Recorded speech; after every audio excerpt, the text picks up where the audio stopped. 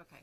Welcome, everyone, to the March 12th, 2024 Portsmouth School Board meeting. We hope everyone had a pleasant vacation. So why don't we have the roll call, please, Patty? Sure. Tally Westerberg. Here. Liz Barrett. Here. Pip Blues. She's going to join us on Zoom. Okay. Tish Campbell. Carrie Nolte. Here. Brian French. Here. Nancy Clayberg. Here. Lisa Rappaport. Here. Lee Hudson. Here. Byron Maddow. Here. And Nathan Delaney. Here. Thank you, Patty. Will everyone please stand for the Pledge of Allegiance? I pledge allegiance to the flag Of the United States of America and to the republic for which it stands, one nation, under God, indivisible, with liberty and justice for all. Okay, we have announcements and recognitions. Okay. Zach has some items. I do. If others have stuff, they're welcome to go first, but I am going to pull my list up this.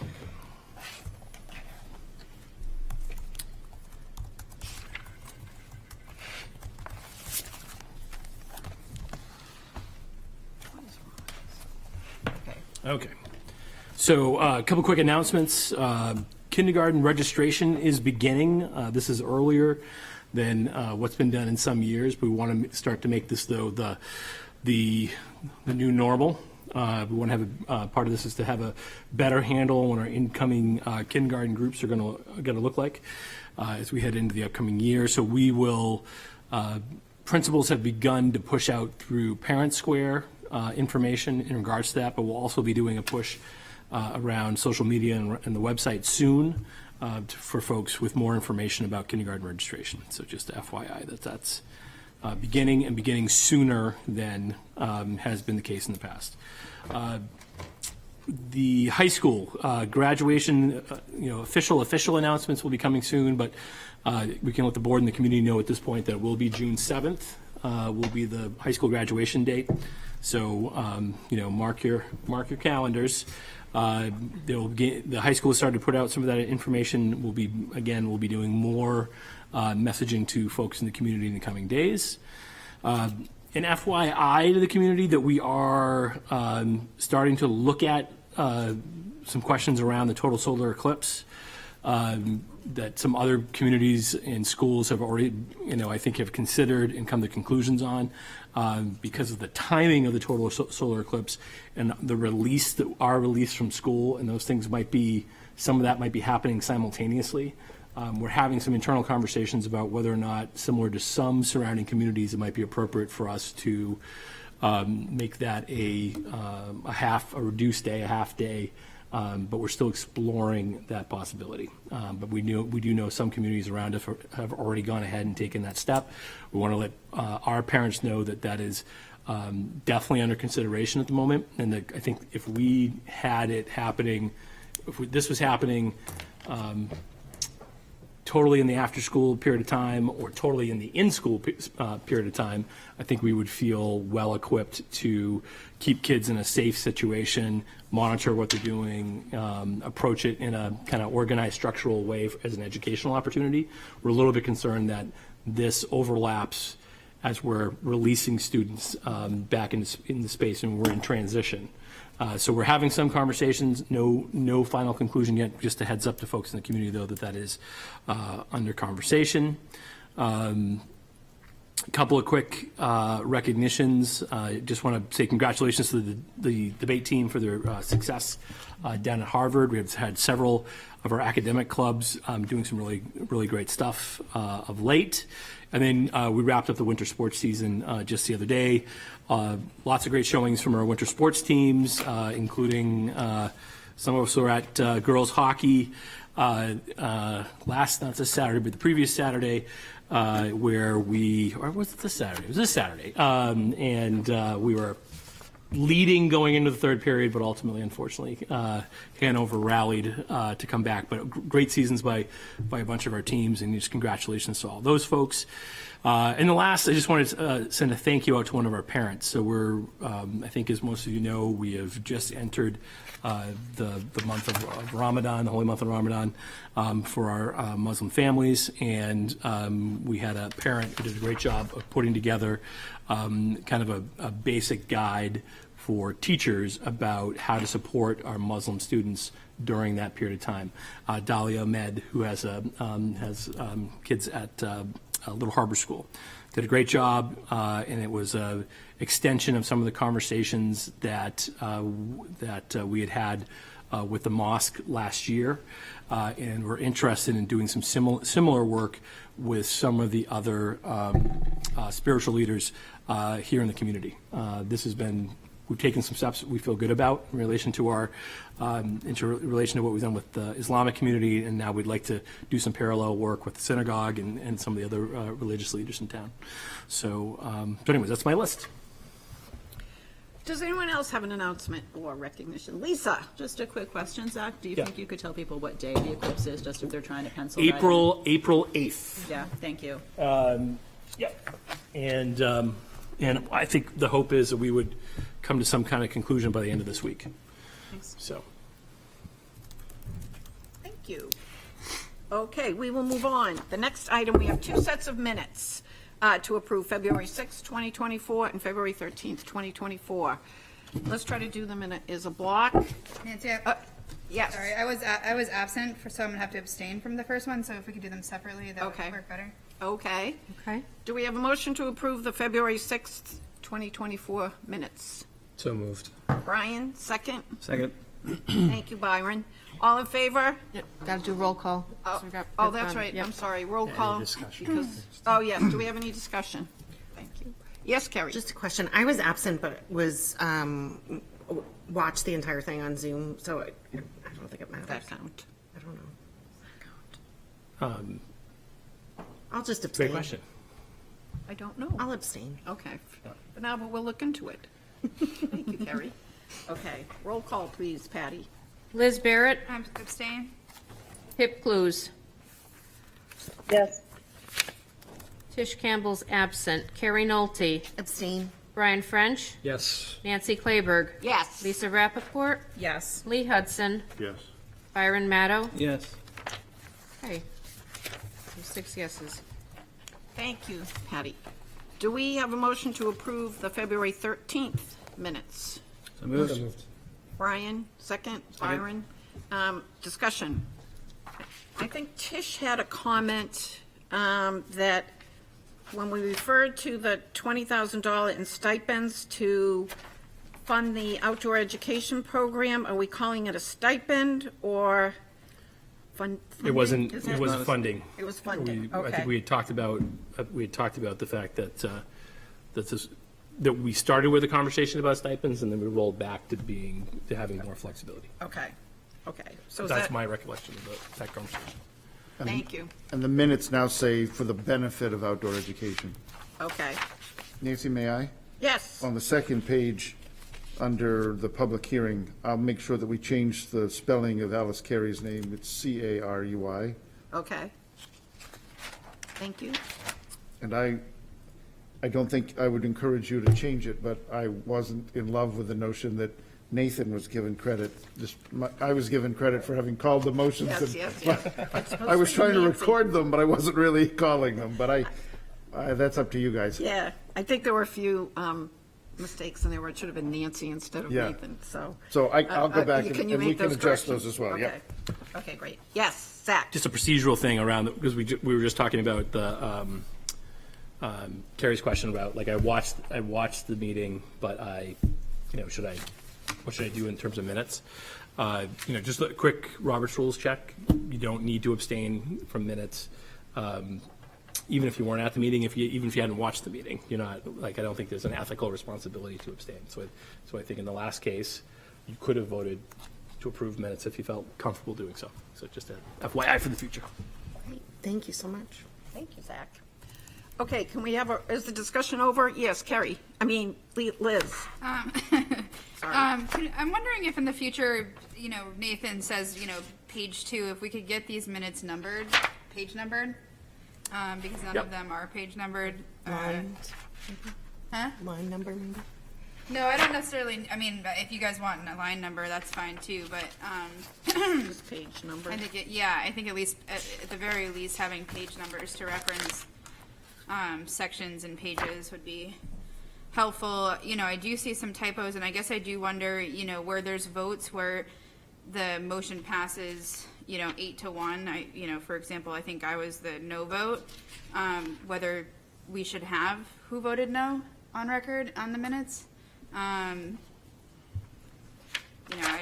guess I'd prefer to have my name put in there as the no vote. But I guess I was curious about that in the minutes when there's a no vote and a roll call vote, where it's not unanimous, should the minutes state who stated no, Do you have in an those opinion on votes? that? I don't have an opinion yet, but we can research it. Okay. Yep. And, I do see a couple typos, but, other than that, it looks fine. Okay. And you have Pip with a hand up online. Oh, Pip, does Pip have a question? Yes, I just wanted to add to or answer Liz's question. I have consulted with legal on that question before, and it should be documented in our minutes who how people voted, who objected, and who voted yes. Okay, thank you. We will do that from now on. Yep. Can you let the note taker I know? can take Okay. care of that. Okay, great, thank you. Shall we have a roll call vote for the February 13th minutes? Liz Barrett, And this is with corrections? Yes. Okay. Yes. Yes. Pip Clues, Yes. Fish Campbell is absent. Carrie Nolte, Yes. Brian French, Yes. Nancy Claiberg. Yes. Lisa Rappaport, Yes. Lee Hudson, Yes. Byron Maddow. Yes. Passes. Thank you, Patty. We move on to the public comment session. Do we have anyone that would like to speak for public comment? I guess don't there's think no one there's here in the chamber. anybody- Anyone on Zoom? No. No. Okay, the public comment session is closed. Now we have the superintendent's report. Dr. McLaughlin? So in the report, this most of it's informational. You have the email summary. As always, you have a very brief update on strategic planning. We'll do the quarterly update on strategic planning and communication at our next meeting. But I just want to make sure that people are aware of who are the folks that were participating on each of the focus area teams. Just as a quick reminder on strategic planning, that we've got the portrait of a graduate, which is we've come to a conclusion on. We have those 6 areas that we identified as our North Star. What are we trying to pursue as a community? Passion for knowledge from our students, global awareness and community contribution, collaboration and communication, transferable skills, personal well-being, and empathy and kindness. And then this next group is we've got a new set of teams. You have the folks listed. I think you have on your, I believe you have the listing of the people who are going to lead each of those groups as well, the administrators who are going to lead those teams. The 3 focus areas that we're going to use to come up with the kind of, a few key initiatives in each area: personalized learning, safe learning environment, and rigorous aligned pre-K to 12 curriculum. The kickoff session for those groups is coming up on March 19th and will be held at the middle school. We'll be doing the initial the initial sit down. Leah and I will help run that session. We get those teams organized. We do some initial visioning for those groups, and then start to work on what their schedules are going to look like. Our target date continues to be June 11th for a final submission to you, with multiple meetings happening with those teams. The whole big group coming back together to give feedback to some of the initial draft work, and then before ultimately coming back to you, also doing work on What are the measures that we're going to use in order to make determinations about our progress in relation to those initiatives? And then we'll be coming back with all those components back to the board for June 11th is the target date, with a bunch of meetings in between.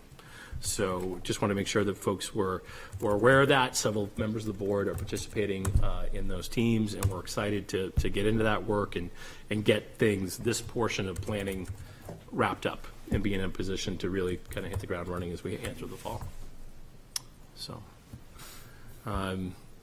Thank you.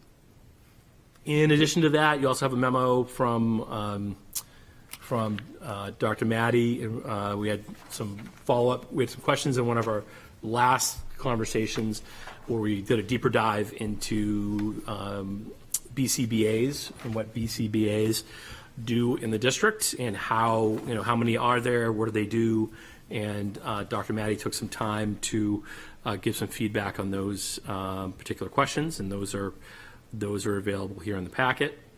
And then you have a letter of resignation from Diane Fay at Dondero. No action is needed on that. It's just a notification for the board. Okay, thank you. Any questions? Yes, Lisa. I have a quick question on the strategic planning memo. Yes.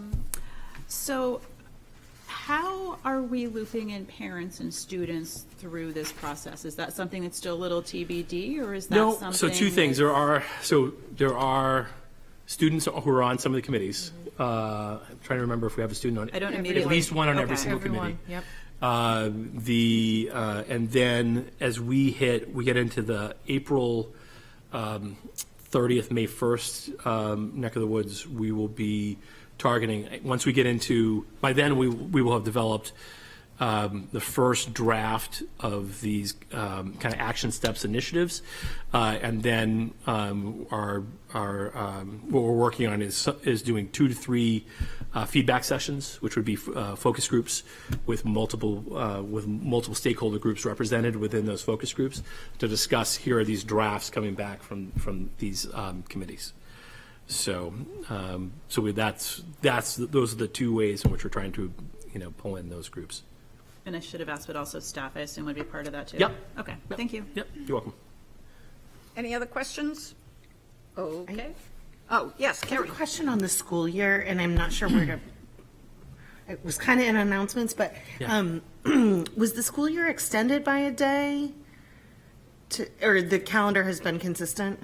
So based on snow days, we have moved the calendar along. So if there was a day that was out due to snow, then we slid the school year, the end of the school year. Okay. So I'm guessing that's probably what it is. I think, I thought that we had sort of built in a couple cushion days previously, but. All kinds of confusion about yeah. what we do and don't do, and I think that was I helped create additional confusion last year by having us make it. We basically decided to not make up a few days based on the fact that we had enough instructional hours for the state of New Hampshire to go ahead. One of the challenges for us right now is, in all honesty, it's a payroll issue, which I was not aware of at the time when we did this last year. Is that what we take for our hourly school year employees? We annualize their payments. So what that means is they fill out timesheets for the purposes of us being able to track that they're working the hours they're supposed to work. But we really end up taking, in terms of mechanics, we take the amount of time that we think they would work if they worked a 175-day student year, or 185 days, depending on what their calendar is, and then we divide it, and then we just pay them that money. So for us to make adjustment, so in some ways that boxes us in, where unless we're willing to pay folks for time they didn't work, then we need to push the school year out. So we would need to, so going forward, we would need to really have those timesheets mean something in terms of each individual paycheck. And that would be a new payroll process that we currently do not do. So that that limits my ability to do what I did last year. That context is very helpful. I, for whatever reason, have just gotten lots of communication about this. Yeah. So when maybe the eclipse day gets decided or not, I don't think that a lot of folks have checked the update. And so it'd be great to have just a reminder for Yeah, folks. maybe when I do one of my Yeah. quick video things, I Thank can you. do that. Is July 17th, June 17th, the Monday, June 17th, the tentative last day right now? Let's see, so 17th is the last day for students, 18th the last day, I think this is right. Right now, Juneteenth, we are right up against the edge of Juneteenth for staff.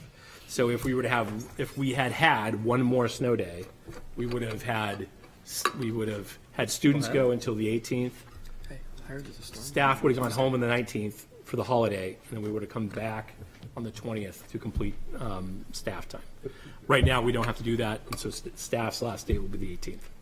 Okay. Any other questions? Okay, thank you, Zach. Let's move on to, there's nothing under old business. We'll go to new business, where we have our proposed school board meeting dates for this year, 24, 25. I guess, do we have to vote on that? It just I says think- report. I think you traditionally, there's two things, I think there's only two, there's two things in there to possibly contemplate. One is the July meeting. July meeting is one, and then two, it didn't impact us this year, but previous year it did, and there was some members of the board, although I don't know that I don't know if it's all members that are on the board now, but our second meeting in November falls on the evening that students are released from school for Thanksgiving. So there was some conversation with the last board about whether or not there was a desire to avoid that in the future, and there might not be with this board. So anyways, just a heads up that those were, I would say those are probably the two issues I'm aware of that would be worthy of discussion. Okay, does anyone have any comments? Yes, Liz? I haven't fully, but I'm also looking, and it looks like the September 10th date is a teacher workshop day. So I don't know what that means for superintendent and assistant superintendent, also families that might be home with children that day. If we should reconsider the September 10th day. It is a teacher workshop day. But this is our school board meeting. I understand that, but I don't know as far as there being a teacher workshop day, what that means for the superintendent, the assistant superintendent. We're in. Here. We're probably running it. But so for our purposes, Liz, it wouldn't impact us at all. Do you know why that September date was chosen as a teacher workshop day? That's an election day for, I think there's a primary in September. Yeah, so I So think, because there's no school because of voting, we decided to make it a workshop day. yeah, so I guess I'm just wondering what that means for us in City Hall. I think we've done stuff during elections in our conference room, but again, I would just put a flag up there. If we don't need it, I would elect to do like we did last year again and eliminate the July meeting. That we probably will need a vote on that. I am very much in favor of the July meeting. I think to go from June 10th to August 13th is just too much time. I think the board needs to meet. So maybe that is an issue we need to vote on. Lisa, do you have an opinion on that? Well, I was going to ask two things. One, I think with July, I'm just curious what that means for strategic planning. Because I'm all for being out on my paddleboard on Sagamore Creek and not here in the summer. But I don't know if we'll need that touch point given where we're going to be in that process. I don't anticipate that. So anticipated on June 11th, we're confirmed, we're done. Everything's hunky-dory. And as a result of that, then we're able to, we're in okay shape to roll into the summer to do our retreat work with administrators that will expand upon that work and start to get into even smaller grain size, I think. And then depending on what we want to do with board retreat stuff too, that somewhere in there, it doesn't have to be in July, then I would assume we're going to have some conversation that would expand some of that work too. But that's without having had any conversation with the chair and the vice chair about what's going on. Any other comments? Yes, Liz? All right, I'm just looking at the, I know Zach had mentioned the 26th date. I think that's probably, I don't see it. I think traditionally it might have been a half day, but either way, I would, oppose having the school board meeting on the 26th. I assume if people are traveling for the Thanksgiving holiday, that might become an issue. So I think we should reconsider that. Another thing I was looking at was in January, our last meeting in December is the 10th. So we're going over a month without a meeting at that point. So I would propose that we do a meeting on January 7th instead of the 14th. 14th also happens to be my son's birthday, so I probably will not be at that meeting. But I mean, in looking at that, it does look like we have a large gap of time in between the December 10th meeting and then a January 14th meeting. So, and then we also have a January 28th meeting. So ideally, I think I would like to see it be January 7th. I don't know if there's a reason not to have it January 7th. Well, our rules of order say we're the second and the fourth Tuesday of the month. Not that we necessarily have to totally adhere to that, but that's what the, Pip's on. okay, let's hear from Pip. Pip might have some insight into this. Pip? I don't unfortunately have any insight into that piece, but I know we usually do meet in the first full week of January. But I actually was wanting to speak to the November 26th meeting as well, because I do think that given that students are let out of school, that's the time when people tend to start traveling for Thanksgiving. But unfortunately, I don't have a recommendation of what to do about that, because I think it would mean eliminating a meeting. It doesn't seem like it's feasible to have one on either side of it.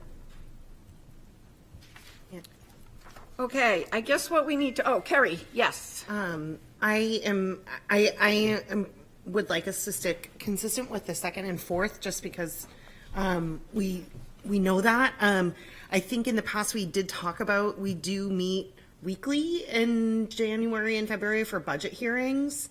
And so I think that it would be helpful to me, at least, to include those on here tentatively. I know that those are different, but we would still meet on the 7th, but it would just be a different format based on the history of the board. And I'm fine with removing November 26th.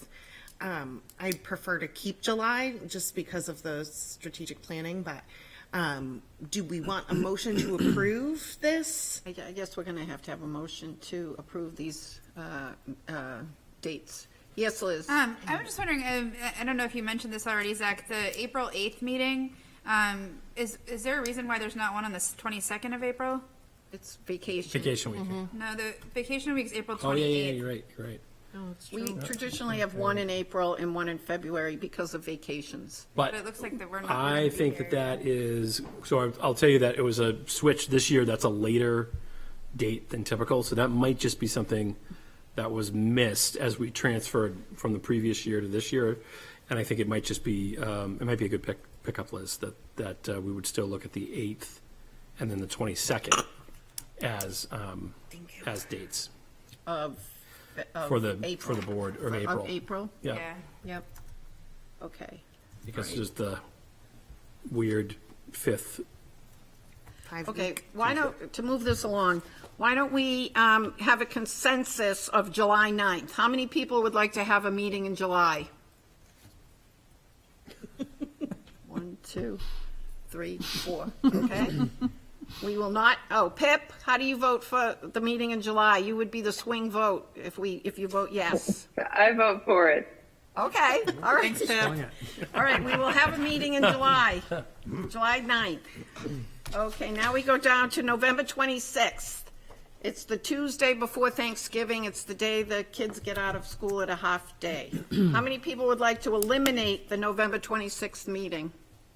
1, 2, 3, 4, 5, 6. Pip? Her hands up. Okay. All right, we will eliminate November 26th. Now, could we have it November 25th? Or do we always have to have it Tuesday? How do people feel about that? Do we want to move it a day earlier? We'll have it Monday, November 25th. How do people feel about that? No. Can we meet the same night as city council by city that's charter? They're the first and the third Monday. Is that the third Monday in November? It must be the fourth Monday in November. Yeah, I think it's the fourth Monday. Good point. I would say eliminate the end of month meeting in November, and if we needed a meeting, then I'm sure the superintendent could talk with you and we could schedule a meeting if there was something that was needed to be voted on, but as far as regular business, Okay, that would not conflict with city council.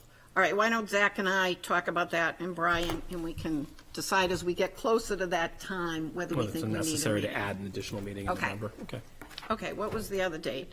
April 22nd. Do we want to add April 22nd? It is not vacation week. How many people would like to do that? Pip has her hand up. I wanted to say I would recommend adding April 22nd in place of the November 26th meeting. Okay. All right, we can, that's a good suggestion. But again, if Zach feels we We can always, at any time, We can always add it. anytime there's an urgent need, we can always add another meeting as long as we appropriately warn that meeting. Okay, so we will add April 22nd. Okay? Could we add tentative budget sessions on the 7th, 21st, in February? I think we like to wait until the city council comes out with their schedule, correct? Nathan? Yeah, I was going to comment, you do traditionally meet for a second and fourth Tuesdays. In alternating years, you reorganize on the first Tuesday of January. But I don't know in the off years that we have come together that first Tuesday.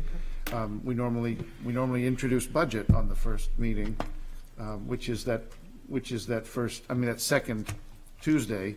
I think one year when we reorganized, we did try to present the budget that night, or at least give a teaser.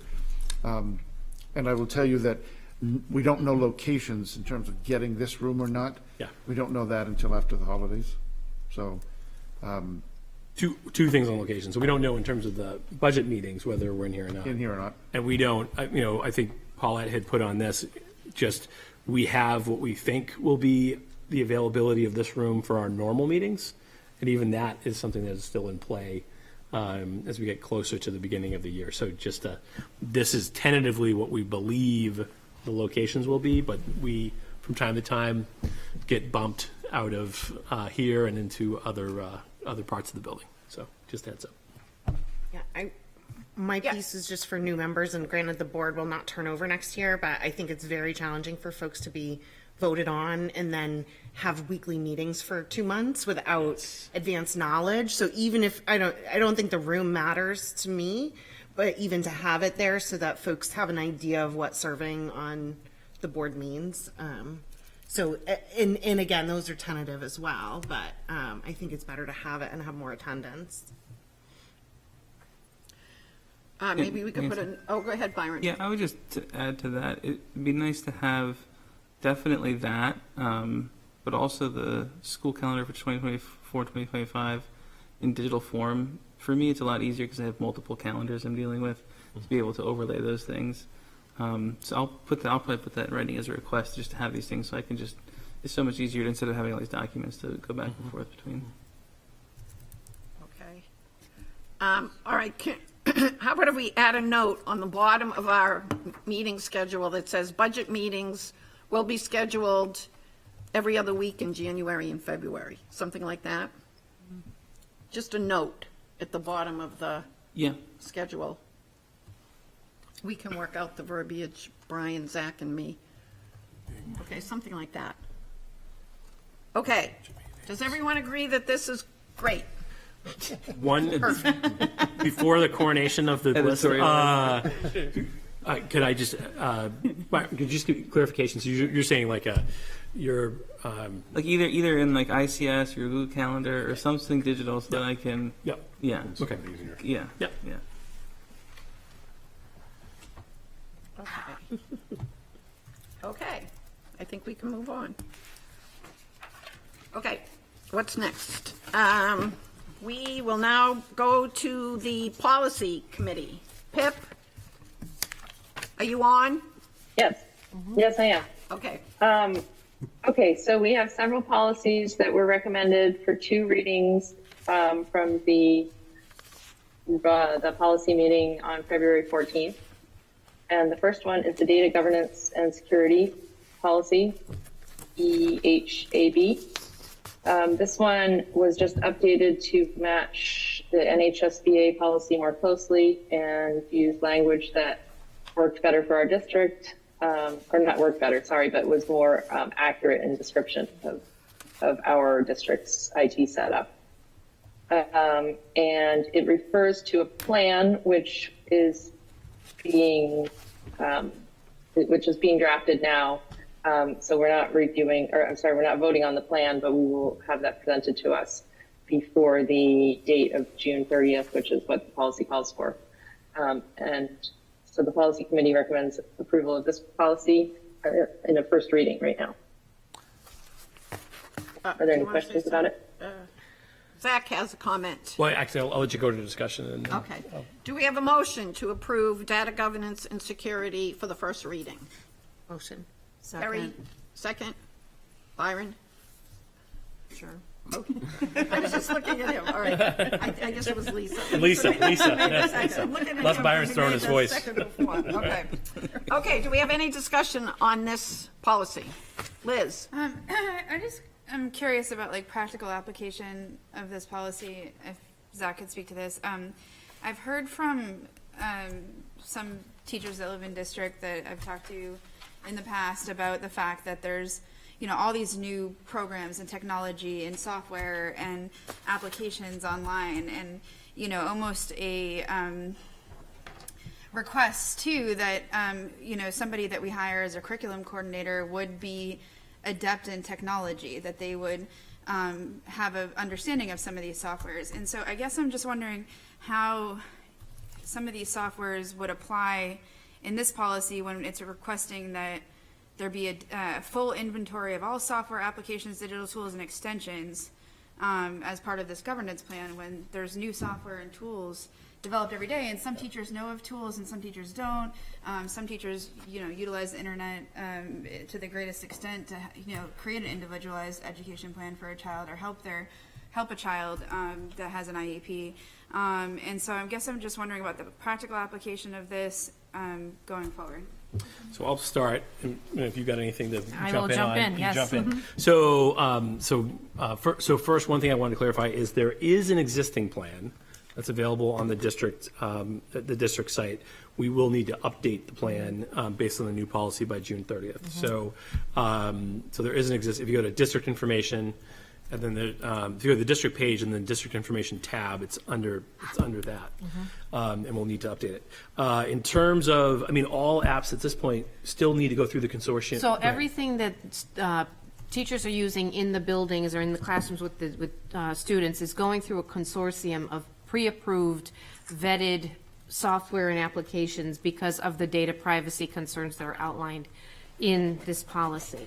So gone are the days when folks would just be like, oh, I found this thing and I'm just going to try it and see, because we're very concerned about personally identifiable information, student being safe with God knows who they're chatting with. So all these things are sort of vetted through this clearinghouse, and if they're in the clearinghouse and they've got a green rating or 4 stars, those are the things that we might entertain bringing in. And then beyond that, there's also another layer of, okay, if we bring it in, how many people are using it? If it's one person that's using it, and it's $10,000, well, maybe that doesn't make as much sense as this thing that costs $30 and we have it available to the whole district. So there's a lot of other layers beyond this, and some of these pieces, like the inventory and the review, those things are happening already because we've got the plan in place.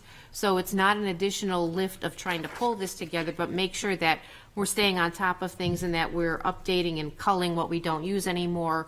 As different companies get swallowed up by other companies that are buying them, things change. So we're constantly going through and making sure that we're current. And I would say one of the challenges for teachers, you'll hear, although I think we've gone through our transition period with this, and a lot of places have.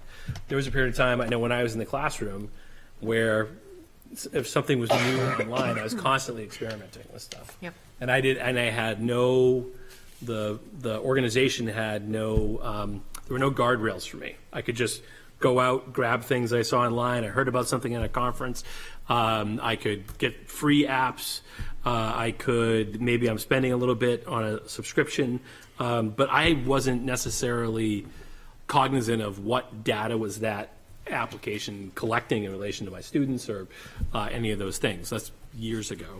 And so most places have moved towards this type of model where as a teacher, you don't have the same freedom on a weekend as you're developing a lesson plan to find something you think is really cool and just implement it. Like you have to run it through IT to make sure that it's been vetted in all the ways that are appropriate. So that does limit some teaching, some of the teachers' freedom around some of the stuff they may incorporate and the speed at which they might do it, which can be frustrating for staff.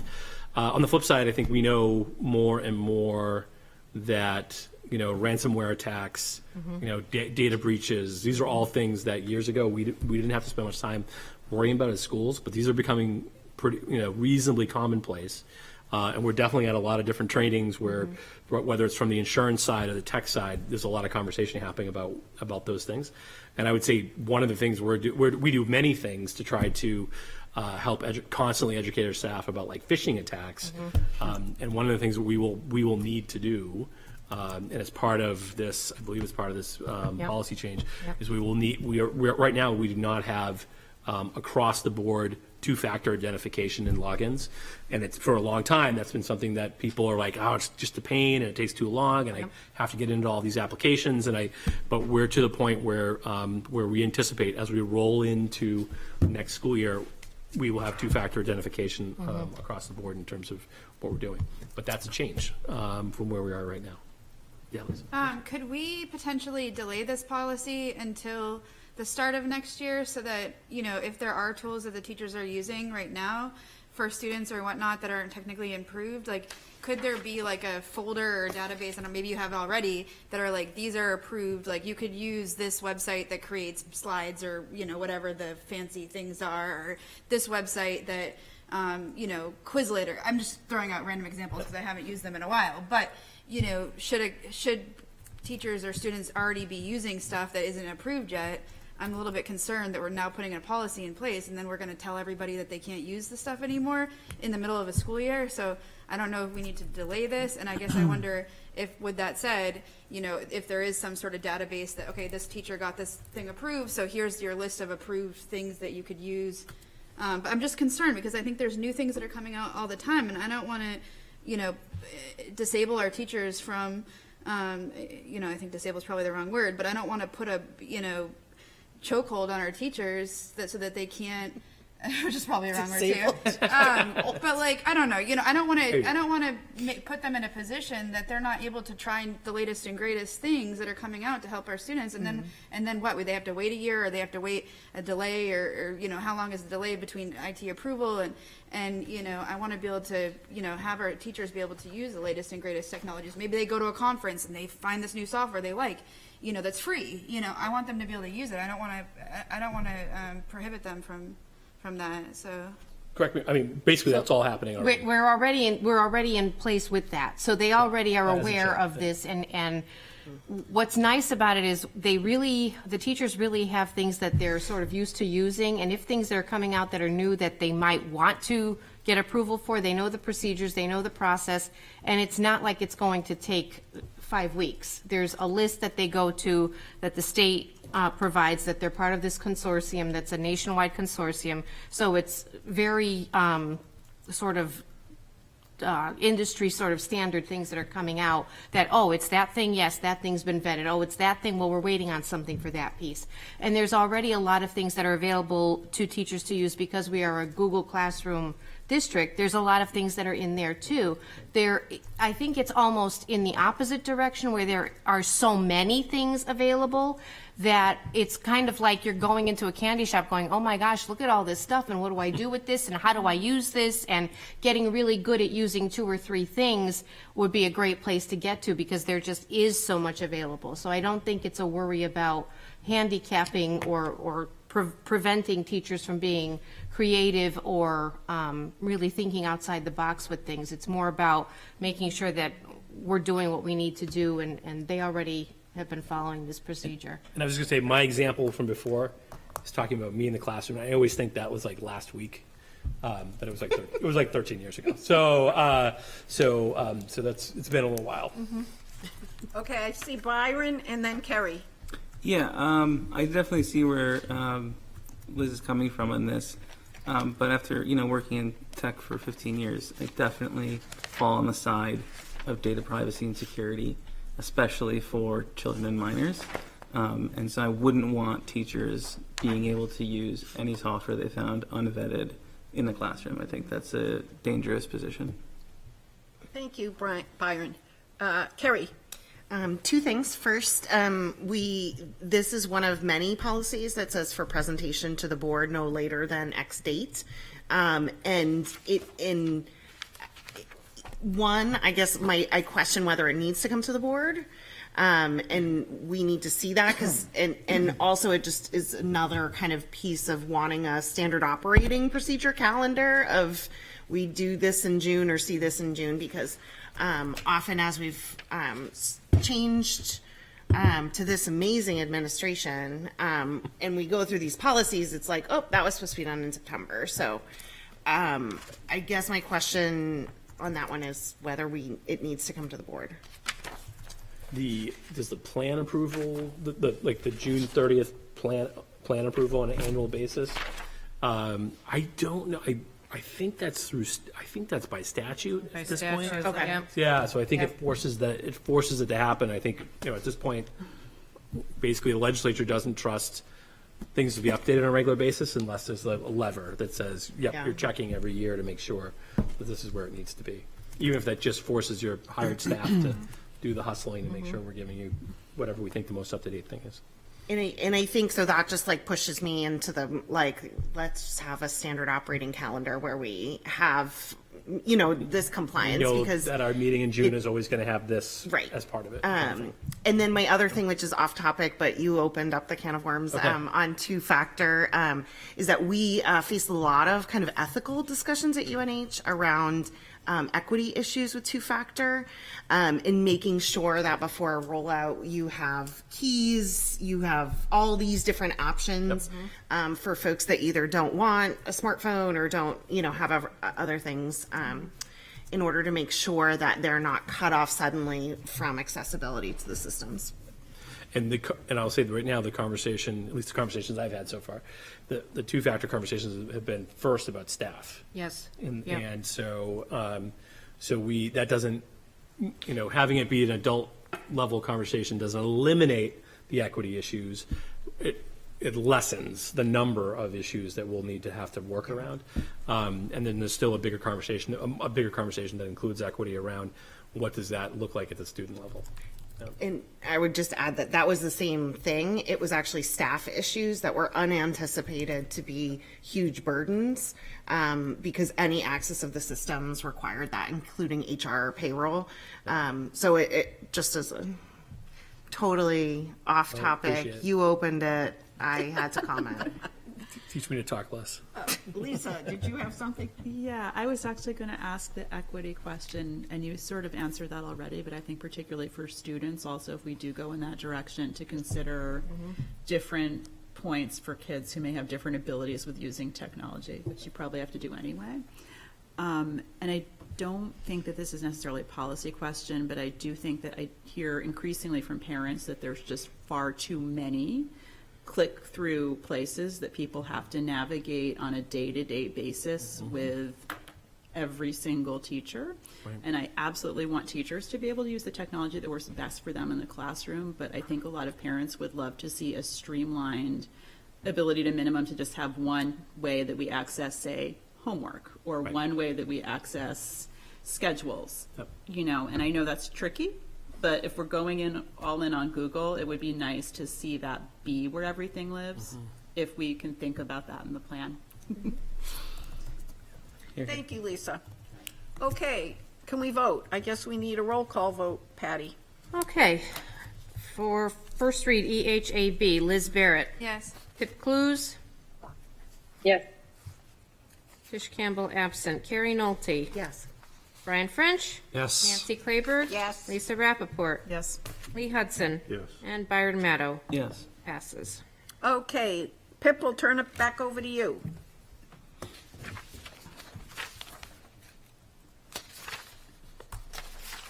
Pip, are you there? Sorry, I was muted. Okay. Yes. Back on to the next one, which is background investigations and criminal history background or record checks. Sorry. Let's see. This one, there were some changes made to this policy or recommended to this policy to by the NHSBA to be more inclusive of volunteers, people who work directly with students but are not necessarily employees of the district. There were also some changes around credentials and certifications and how background checks may impact those or vice versa. That's basically what was recommended or what has changed about this policy. So Okay. again, the committee recommends approving the first of two readings today. Do we have a motion? Background investigation and criminal history records check. Motion. Brian, second. Carrie. Carrie, any discussion? Liz? This recently came up for me through a constituent reaching out regarding employment. They had been working for 2 weeks, and I won't get into further detail, but I guess I'm wondering what the practical application is here, and I had looked at this earlier. I hadn't looked at the I had looked at the policy as it is right now earlier, but now I'm looking at this policy and it talks about Section V offenses, but where is Section V? Am I missing something? That's in the state law, so those are the very high-level crimes. Okay. Because I guess I have two questions. Sort of, if somebody has, like, just for example, if somebody has, maybe lost their license, 20 years ago, would that cause them to not have employment or become a volunteer? And then my second question, and so where are we sort of, what is the district's understanding about what qualifies and doesn't qualify? I mean, if we're looking under Section V, okay, I could pull that up and take a look at it, but it seems like there is discretion by the superintendent too. But I also am curious, it seems like these record checks across the board, not only in our district, but in other areas, are taking some time. So maybe that is why somebody might be hired conditionally. But I don't know that I know there's a conditional offer of employment, but I don't know that this policy says conditional employment. Is that the same thing? And so I guess I'm concerned that we need teachers, we need to hire teachers, we need to get them in the door, but then when August comes around and teachers need to get them in the door and we recently hire them, some of these background checks aren't coming back for weeks and weeks and weeks, and people are already working with students. And so how do we rectify that when we have a policy that says basically it's a conditional offer that that this needs to be So done? here's how it happens in practice. So Yeah. we do run into this in the periods of time you're talking about are common. So let's say right before the start of the school year, and we have a last minute retirement or something happens, we have to hire some people right at the last minute. And it's kids are coming in on Tuesday, and on the Thursday before, we are about to hire a person. And it doesn't happen to us a lot. It definitely happens to some other places, but thankfully it doesn't happen to us as much as some others. If that happens at a period of time where the state receives a glut of fingerprints at the same time, and then there can be a delay. We've had some back and forth conversations, and the conclusion that we've basically come to is in the short run, I speak with each principal about each person. And basically say, look, here is this. I will allow you to have this person come on site, because what you have from principals or from directors are like, I'm not going to be able to open tomorrow if I don't have such and such a thing, and it's not this person's fault that the state can't get back fingerprints in time. And so the conversation that we have is that person, and it is the responsibility of the supervisor, cannot be unaccompanied with any children for the period of time in which we're waiting for that background check to come back, and that it is on that supervisor in answering to me that will not occur in any circumstance. And if they are not in a position to accept that, then the position will go empty until we have stuff back. So we do have people in those situations where that does occur. 9 times out of 10, even more than that, the vast majority of those people all come back without an issue, and we just roll along, and everything's fine. We have a few situations where that is not the case, and generally, I will tell you that when we do conditional employment, when we give someone a conditional offer, part of what they fill out is they fill out a background check form. Background check form includes the opportunity to tell us, have you ever been convicted of a felony or misdemeanor? Do you have pending charges against you? Have you ever pleaded no contest in relation to any of these types of things, right? So the idea is, and this changed, I don't know, God, this was 15 years ago now maybe, was previously on applications, we could ask those questions in your application. Federal law changed to reflect the idea that we want to give people, the concern was applications would come in, and if you saw any yeses to any of those answers, you just throw that pile out and you continue with the rest of the group. Now, people have an opportunity to submit an application, go through some type of process, be given a conditional offer to say, we're interested in your employment, and now we would like to understand whether or not you have any concerns in terms of things that you might have happened in your past in connection to the violation of the law. They fill out a form. That form, like I said, includes those things, and then we submit that with their fingerprints to get stuff back. In terms of superintendent discretion, the best, and we keep having these conversations with hiring managers at all the different levels. What I keep pounding to those folks is what's most important is to make sure those applicants understand that complete transparency when they're asked the question is the most important thing. That I can, to your question, Liz, about something that happened 20 years ago, I might want to meet with a candidate who has something that happened 20 years ago that was nonviolent, but that violated a criminal statute, and have a conversation to understand, is this something, in a dialogue that's really like, is this something I need to be worried about? This happened when you were 18, and you haven't had anything happen since, and this was a nonviolent crime. It wasn't a crime against children, but tell me about whether or not I need to be concerned. And then coming out of those conversations is not a lot, but very often, those people have an opportunity to have employment with us. What we do not have any flexibility on whatsoever is if you are not forthcoming on that background form, then you are done as soon as we get the background check back. And the way in which we look at that is your first official act with us as an employer was to not tell the truth. And so we're done at that moment. And there may be people who earnestly forget that something happened or something occurred. But it's hard. As an institution, we're not in a position to try to suss through whether or not that event, which you hope someone would remember in their life, is something that they recorded. We're not going to try to figure that out. We just know that we asked for specific information. We were not granted that information for whatever reason, and at that point, we don't have flexibility.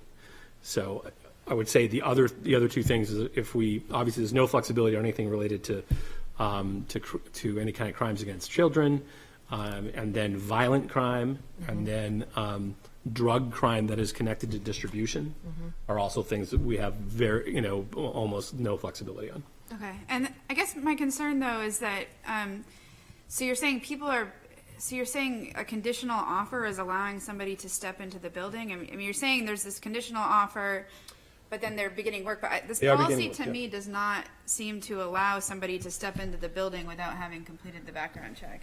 Are you saying the conditional offer section would allow them to step into the building with your, So we can look, I'm primarily talking from how we currently operate. yeah, I'm just That's the way concerned we that the operate. policy is not reflective of how we're currently operating. And I go ahead. also see line 289, investigation, and it says investigation. And I also was curious, you know, I know people pay $50 for the criminal background check as part of their hiring.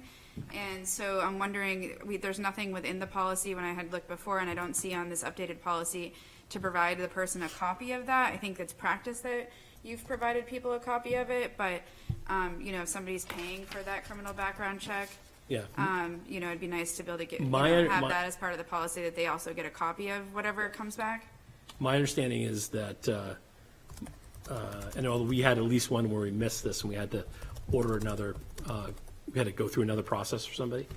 But my understanding is, I think under the law, people are entitled to, the individuals who get checked are entitled under the law to a copy of the thing.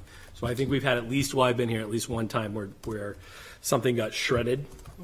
And then weeks later, somebody came back and said, because we don't keep the stuff on file. Yeah, you know, that's so- in the policy. And so it got shredded, and then weeks after, somebody came back and said, can I get a copy of that? And we didn't have it available. But we do make an effort to hang on to those until, if people want to request them, they can request them and then see what came back. I mean, and so do we need to pull this policy back to actually do what is being put in practice right now, which is not only is there a conditional offer, but there's a conditional offer and somebody's beginning to work in the school with the understanding that they aren't left unattended? I mean, I'm just a little bit concerned that we have a policy basically that somebody's not allowed to step in the school without this, but our practice is not that. Pip, do you have an opinion on that? Well, I think there's two ways to handle it. Either we bring our practice in to meet the policy, or we change the policy to meet the practice. But I think that we are trying to align ourselves as best we can with the NHSBA policy recommendations. So I don't really recommend that we alter our policy from that too much. Okay. Byron? Yeah, and I would just, I hear what Liz is saying in regards to, as far as, it doesn't specifically say that people with a conditional offer of employment can be in the buildings. It also doesn't say that they can't be in the buildings. So I don't think that there's like necessarily logically in this policy a negation of that practice. So I don't see a conflict there. Okay. Thank you, Byron. Kerry? I would agree, and I think line, like, under 271, that specific section,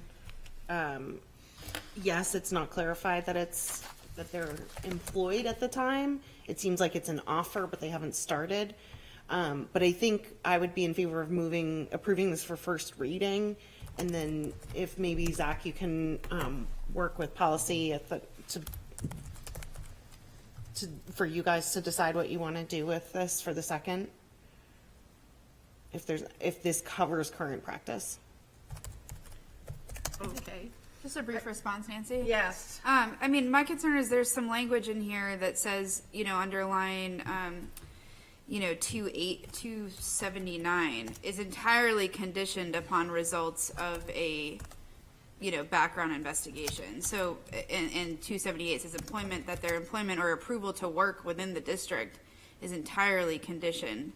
So I guess I'm just concerned there is some definitive language in there that would have somebody read this. And I mean, when I read this, to me, there's nothing clear that says whether somebody be working there or not. And I guess, if you were to play out worst case scenario, you hire somebody, their background check comes back that, something severe is on there, something happens or whatever in the course of 2 weeks or whatever, then we're coming back, we've hired somebody, we violated, not only we violated whatever, but we violated our own policy in the hiring. So I guess, I think I agree with Carrie. I think we should, look into that a little bit more. If we could add a little bit more language under conditional, to sort of add a little buffer there of what that means. I think that would make sense, but I do think that there's, I agree with Pip that obviously we should have a policy, we should stick to the policy and the law, but I think reality is, and my understanding is that, beginning of the school year, there's this real budge with these background checks and hiring, and so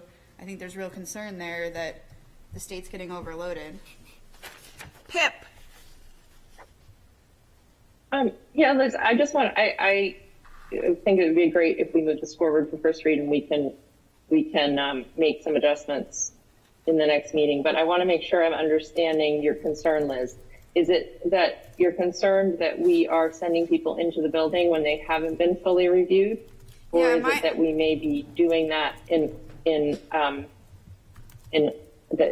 without being in accordance with our policy?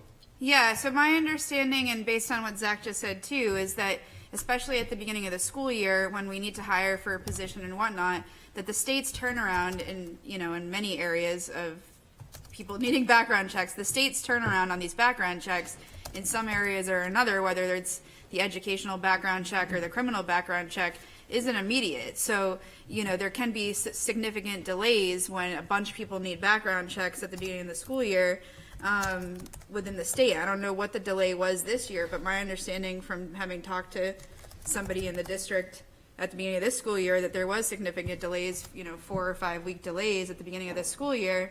And so we had teachers in the building that weren't fully vetted yet. Maybe the criminal record was back, but something else wasn't back. And so, yeah, I think in practice, beginning of the school year, if you want to read into the policy that the conditional offer means that you can walk into the building and start working, that's great. I just don't read it that way, and I think that practical effect is that there's these significant delays in background checks, and we're having to hire teachers and have them in the building before having everything back yet. Or maybe we need to get them in. So you would feel more comfortable if the policy read that they shouldn't be in the building until the background check is complete? I don't think that's practical. I think, unfortunately, we're in a situation where, the superintendent needs some discretion to hire somebody, maybe have done whatever they could as far as submitting the checks and everything. But, I'm a little bit concerned with having that definitive language because I think the state's delayed. So if the person's been vetted, they were at a different district and they come to our district and, as far as we see from, whatever checks the superintendent's already done, Google search or whatever, that the person seems to be A-okay. I think that having a conditional offer, pending all these other checks, and maybe Zach can speak to this. I don't know what's being delayed. If it's the delay on credentials or delay on background checks, or where the delay's coming in, and what are we looking at for delays? So two things. One, we don't, so before we allow anybody to do anything, they have to have done everything on their side they're supposed to do. So they have to have gone, they have to have done their prints. The prints are done. They've done their form, talking about what they've done. And all that's been submitted. And so now we're not waiting on anything from the applicant. It's a waiting game on the state. So that's where we're in. And then in terms of turnaround time in the fall, where we're at, this year was a little bit better than last. This year was better. Last year was 5 to 6 weeks. Yeah, This year, I want to say, was maybe 3 weeks. And right now, it's within 7 working days.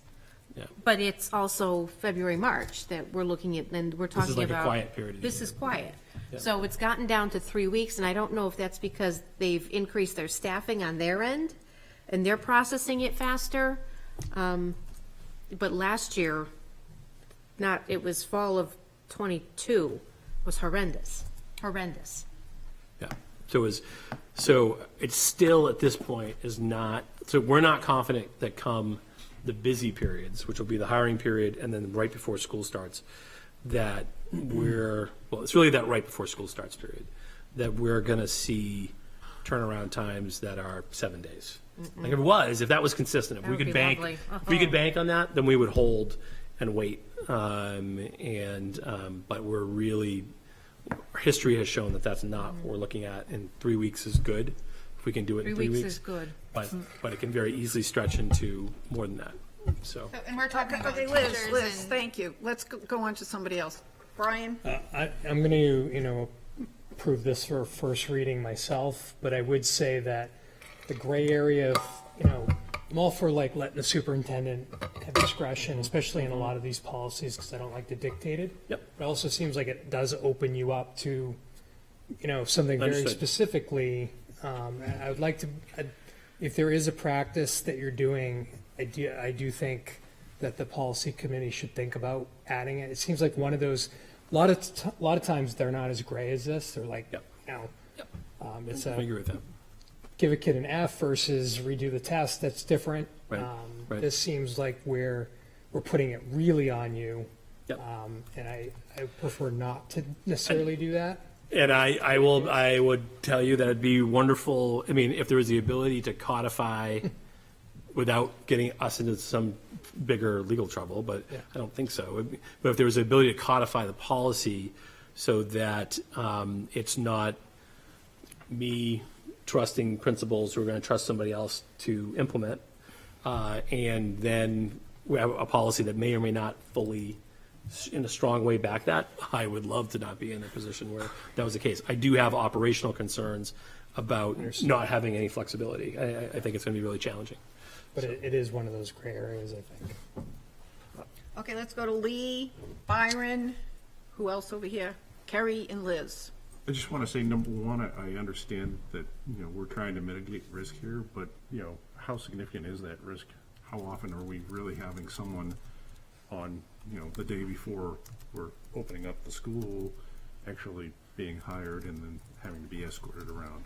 And it sounds like at least we do have something that is in place that will mitigate the risk in terms of the process and procedure. So I'm wondering whether this is really that significant of a risk. I think it's, with anything, it's that, it's always the one, right? Right, and that's the thing you want to avoid. I mean, for the most part, I would say that within different categories of employees, this is more of a concern than others. So our history has been within the teaching staff, getting back a report that is not something that is reflected on someone's background information already is pretty rare. We've had very few. I'm trying to think in the time we've been here, maybe one.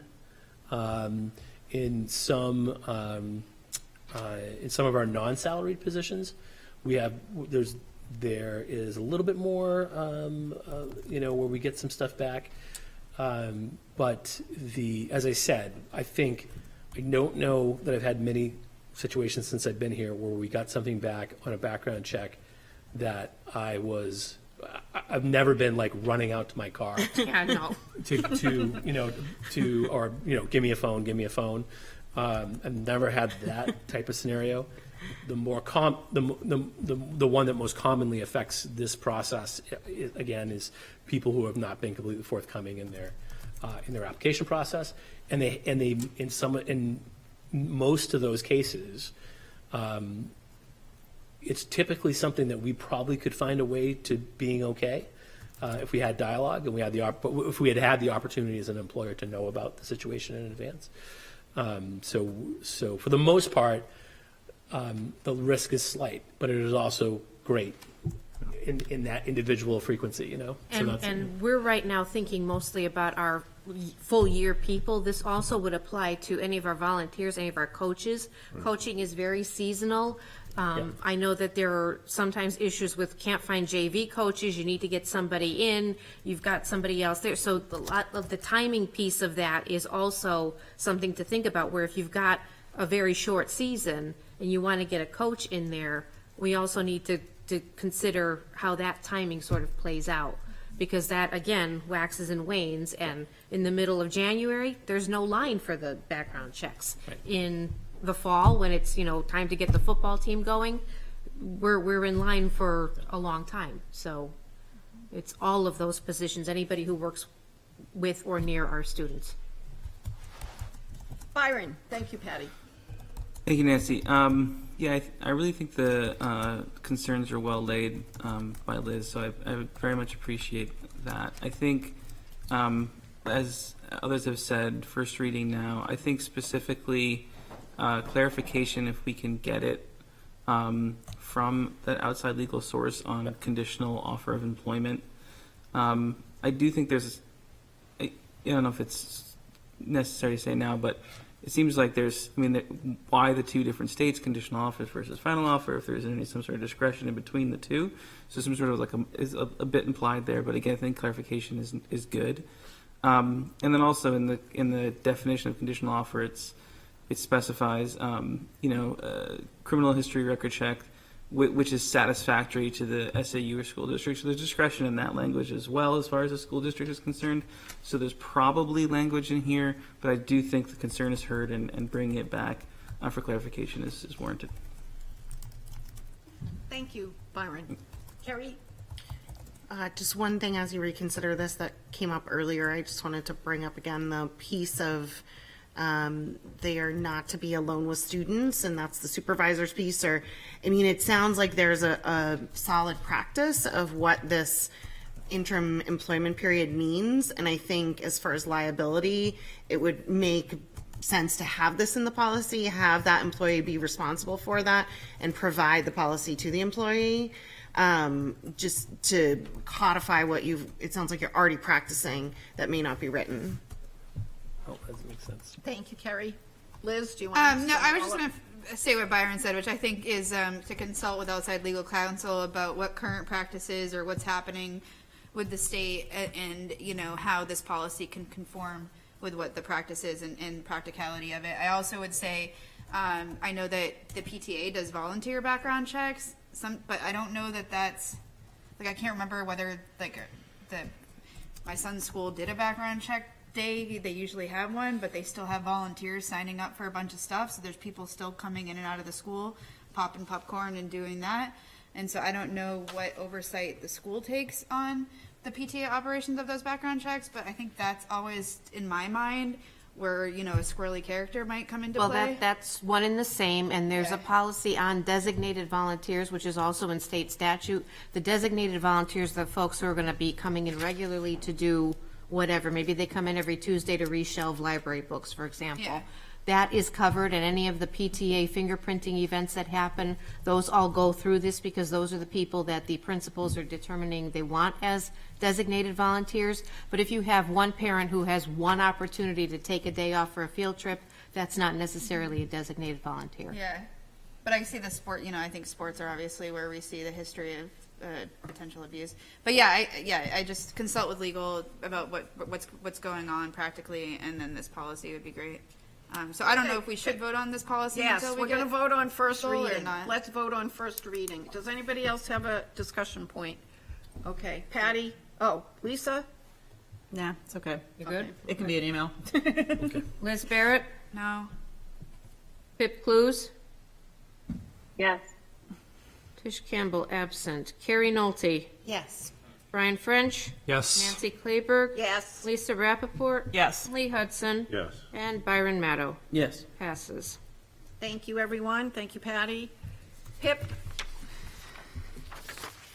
I think this is. the Okay, last one. I remembered to take myself off the mute this time. So let's see. Our next policy is JCA, the change of school assignment, which actually we changed the title of this one slightly because it just didn't quite make sense before. So it is now called the change of class or school assignment, best interest and manifest hardship. There were not too many changes made to this policy, although I do have a question for Zach because in line, let's see, 173, I believe, was one of the few changes we made, which was to say that the district shall not be responsible for, I'll read the whole sentence instead. Transportation for a student reassigned to schools in another district under this section B, manifest educational hardship, shall not be the responsibility of the district unless otherwise ordered by the SBOE. So that is a change we made, correct? That we changed shall to shall not? That's correct. And so I think I'm trying to remember if in the NHSBA policy, they included that as an option for districts. I think they did. Yes, And then I we think so. were, Yeah. and then we just wanted confirmation through, in this case, this went to Wadley Star, for confirmation around, shall not, and just making sure that shall not was reflective of existing statute. And they feel that it is. And then that allows us maximum flexibility to make other decisions if we want to, but it would not lock us in every time there was a hardship determination to necessarily being the ones that would provide transportation. In terms of frequency, just as a separate issue, just in terms of frequency, this is not one that we've utilized since I've been in the school district. I've had one. I just wanted to confirm Yep. that because it wasn't underlined clearly in red that had been a change we made, but maybe that is because it was an option between Right. shall or shall not. Yep. So Wadley Thanks. confirmed our lean within the policy committee, which was towards shall not, and then we just wanted to verify that was with it fit with statute, and they said that yes, it did. So. Do we have thank you. Oh, Pip, do you have anything else? Nope. We recommend approving it in 2 readings. Thank you. Do we have a motion? Change of class, school assignment, best interests, and manifest hardship. JC. Motion to approve? Second. Kerry and Brian, thank you. Any discussion? Kerry? I have, I think, 3 questions. First, why the move to the change of class? Because everything that I'm finding below is more reassignment to school. Just, sorry. Byron? It was just the way the initial title was written by the NHSBA, which I think was change of class of school. Was that the? Yeah, I think so. Yeah. right? Yeah. But this does not cover class assignment changes within the same school. It's just the school. So maybe the policy committee can just consider that if As a retitling. change of school assignment school makes more assignment. sense. And then can you help me understand the difference between, so we move across town, I want my daughter to stay in our school, within the district. She really needs New Franklin because whatever. That does not fall under this. And so can you just give me the difference between that and where this comes into play? Sure. Well, no. Let me do some additional. Actually, I think I need to come back to answer that question more thoroughly. So I'd be shooting off the hip a little bit. Okay. So It was always my understanding that in that case, it's a superintendent decision. that's That's been my the understanding case. of There's a my section- many years of being involved, that's a superintendent decision. Well, it's under section 2. There's nothing in this policy. What's it? 53, line 53. Line 53. Line 93? 53. 3, But 93 would cover what Carrie's talking about, other in-district assignments. Nothing in this policy is intended to limit authority otherwise extended to the superintendent to Right. make assignments or reassignments according to the policies, regulations, and ordinary practices of the district. Okay, third question, and then I'll be quiet, maybe. So the piece of, my understanding, that helps with 93 in district assignments, that the practice has not been that transportation is not provided for that my child doesn't get a bus from a Little Harbor area to New Franklin. Is that correct? That's correct. And that is one of the challenges that we have around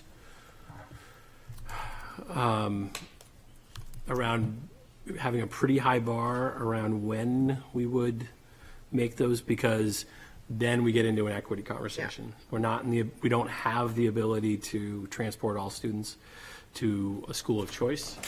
And that gets us into the situation where then potentially students of means get to have school choice or a lower bar for their consideration of where they would go. And students of lesser means would not, or have less opportunity for those things. And I guess that is exactly where I was kind of going with it, is that with the manifest educational hardship in the I don't know that so let's say I don't have the means to transport my child. I think it's critical for their psychological well-being. Is that something that I can appeal or request from the school board under like 104 and that section down? It has traditionally not, that's why I want to go back and do some additional. Okay. So your scenario on intra-district, intra-district school reassignment based on moves, I need to do a fuller analysis to speak to. This is my only engagement with this as a thing has been in connection with exterior conversations. And I had to reach out, reach out from another district where they were exploring, a student had moved away from Portsmouth to another community. And then they were exploring whether or not the student met the requirements of manifest hardship to consider them transporting the student back and forth from a community that was 30 minutes away to continue to come to Portsmouth. And ultimately, they went through their own process and came to the conclusion that they did not meet that standard and that they could provide the things that were needed for that particular student. That's the only interaction I've had with this particular set of rules since I've been here in the district. Thank you. Lisa?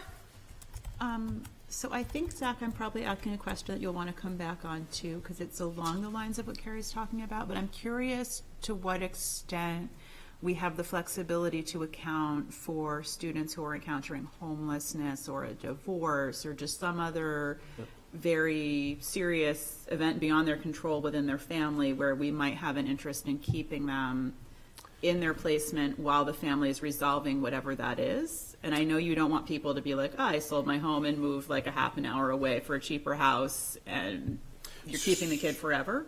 But So some districts would keep them, say, through elementary school, and then when they graduate, say, now you can't go to our middle school. So currently practice has been, I'm trying to remember, I feel like Nancy. Sorry, Zach, to Yeah. interrupt you. In my other hat, I'm the state trainer, essentially, for McKinney-Vento Homeless Liaisons. Students who experience homelessness or become involved in foster care are federally protected and allowed to continue in their school of enrollment. And the transportation burden is on the district and or on child protection if the student's in foster care in a cost-sharing scenario. And so I think homelessness does not have a duration. Right. So the end of the school year does not necessarily mean a student has to change enrollment if they still are federally eligible under McKinney-Vento. So for McKinney-Vento, that's covered, but we do often have families that have a temporary situation where they may not be in that, or there's something else going on. It's messy. I'll try to cut you. We've had what was existing practice. So McKinney, we always follow federal law. So if a Right. student is homeless, and we go through, there's certain tests of homelessness based on McKinney-Vento, and very often what ends up happening is whether we are the school of origin or we're the school where the student is in a shelter or some other situation, we have a conversation that involves the family and the other school that could potentially be involved, come to a best interest determination for that particular student. Very often then, if there are transportation costs involved, very often districts are splitting that cost. One district is coordinating, is figuring out who's got the better ability to get the student to where it is. There's a lean towards very often the school of origin, which is where the student lasts, because we want to create as much. Federal law presumes. Yeah, that unless there's some other reason. Now, if a student has moved an hour and a half away, families might be like, we don't want to have this kid on the bus for 3 hours a day, and therefore we're going to make a different decision. All right, your question though is, forget that, just families got to move and there's a little bit of time left in the school year. Where is that dividing line for when we're going to allow students to continue? I believe, I'll come back to you, but there is a date in the spring. And I'm trying to remember. I don't want to say it right now and have it wrong, but I'll come back to you and say generally there's a date in the spring that we've set that traditionally has been, okay, if you get to this point, we're going to allow you to continue through the end of the school year, and then you move on to your next district. again, assuming the family has the ability to get the student back and forth in order to do that, so. I think Pip wants to Well, say something. Pip had to Oh, jump off, but she Oh, she had to jump texted me or chatted with me to check line 16 in this policy for class. So this talks about reassigning a student to another class. So that's where the great. class Thank you. part comes in. And she stepped away, so she handed the baton to Zach for the last policy, so. Okay, well, this is Gotta first finish this reading. one. Why don't we vote on JCA, change of class or school assignment, best interests and manifest hardship? Patty, can we have a roll call vote? Sure. Liz Barrett? Yes. Pip Clues? Stepped away. Tish Campbell absent. Carrie Nolte? No. Brian French? Yes. Nancy Clayberg? Yes. Lisa Rappaport? Yes. Lee Hudson? Yes. Byron Maddow? Yes. Passes. Okay, thank you, everyone. It passes, okay. The next one is use of restraints in seclusion. Do you want to talk about Yeah, that? give me a minute to catch up to our notes on that one. This is, just so folks know, this is based on recently passed legislation. I'm just going to catch up to the. JKAA. Does that help? Yeah, it's an adjustment to the requirements under the rules on how we would restrain students if that situation arises, and how we need to approach it and how we need to report it. I just got away from my. Okay. This is when the digital approach doesn't work. Motion to Thing approve? doesn't pull Yes, up. can we have a motion to approve? Motion to approve. Second? Thank you, Carrie. Second? Second. Brian, thank you. Discussion. Liz? So, having worked for DHHS and seen some kids' IEPs and whatnot, who have IEPs for behavioral issues, and I've seen behavioral management plans, or I think in this it calls it a behavioral intervention plan.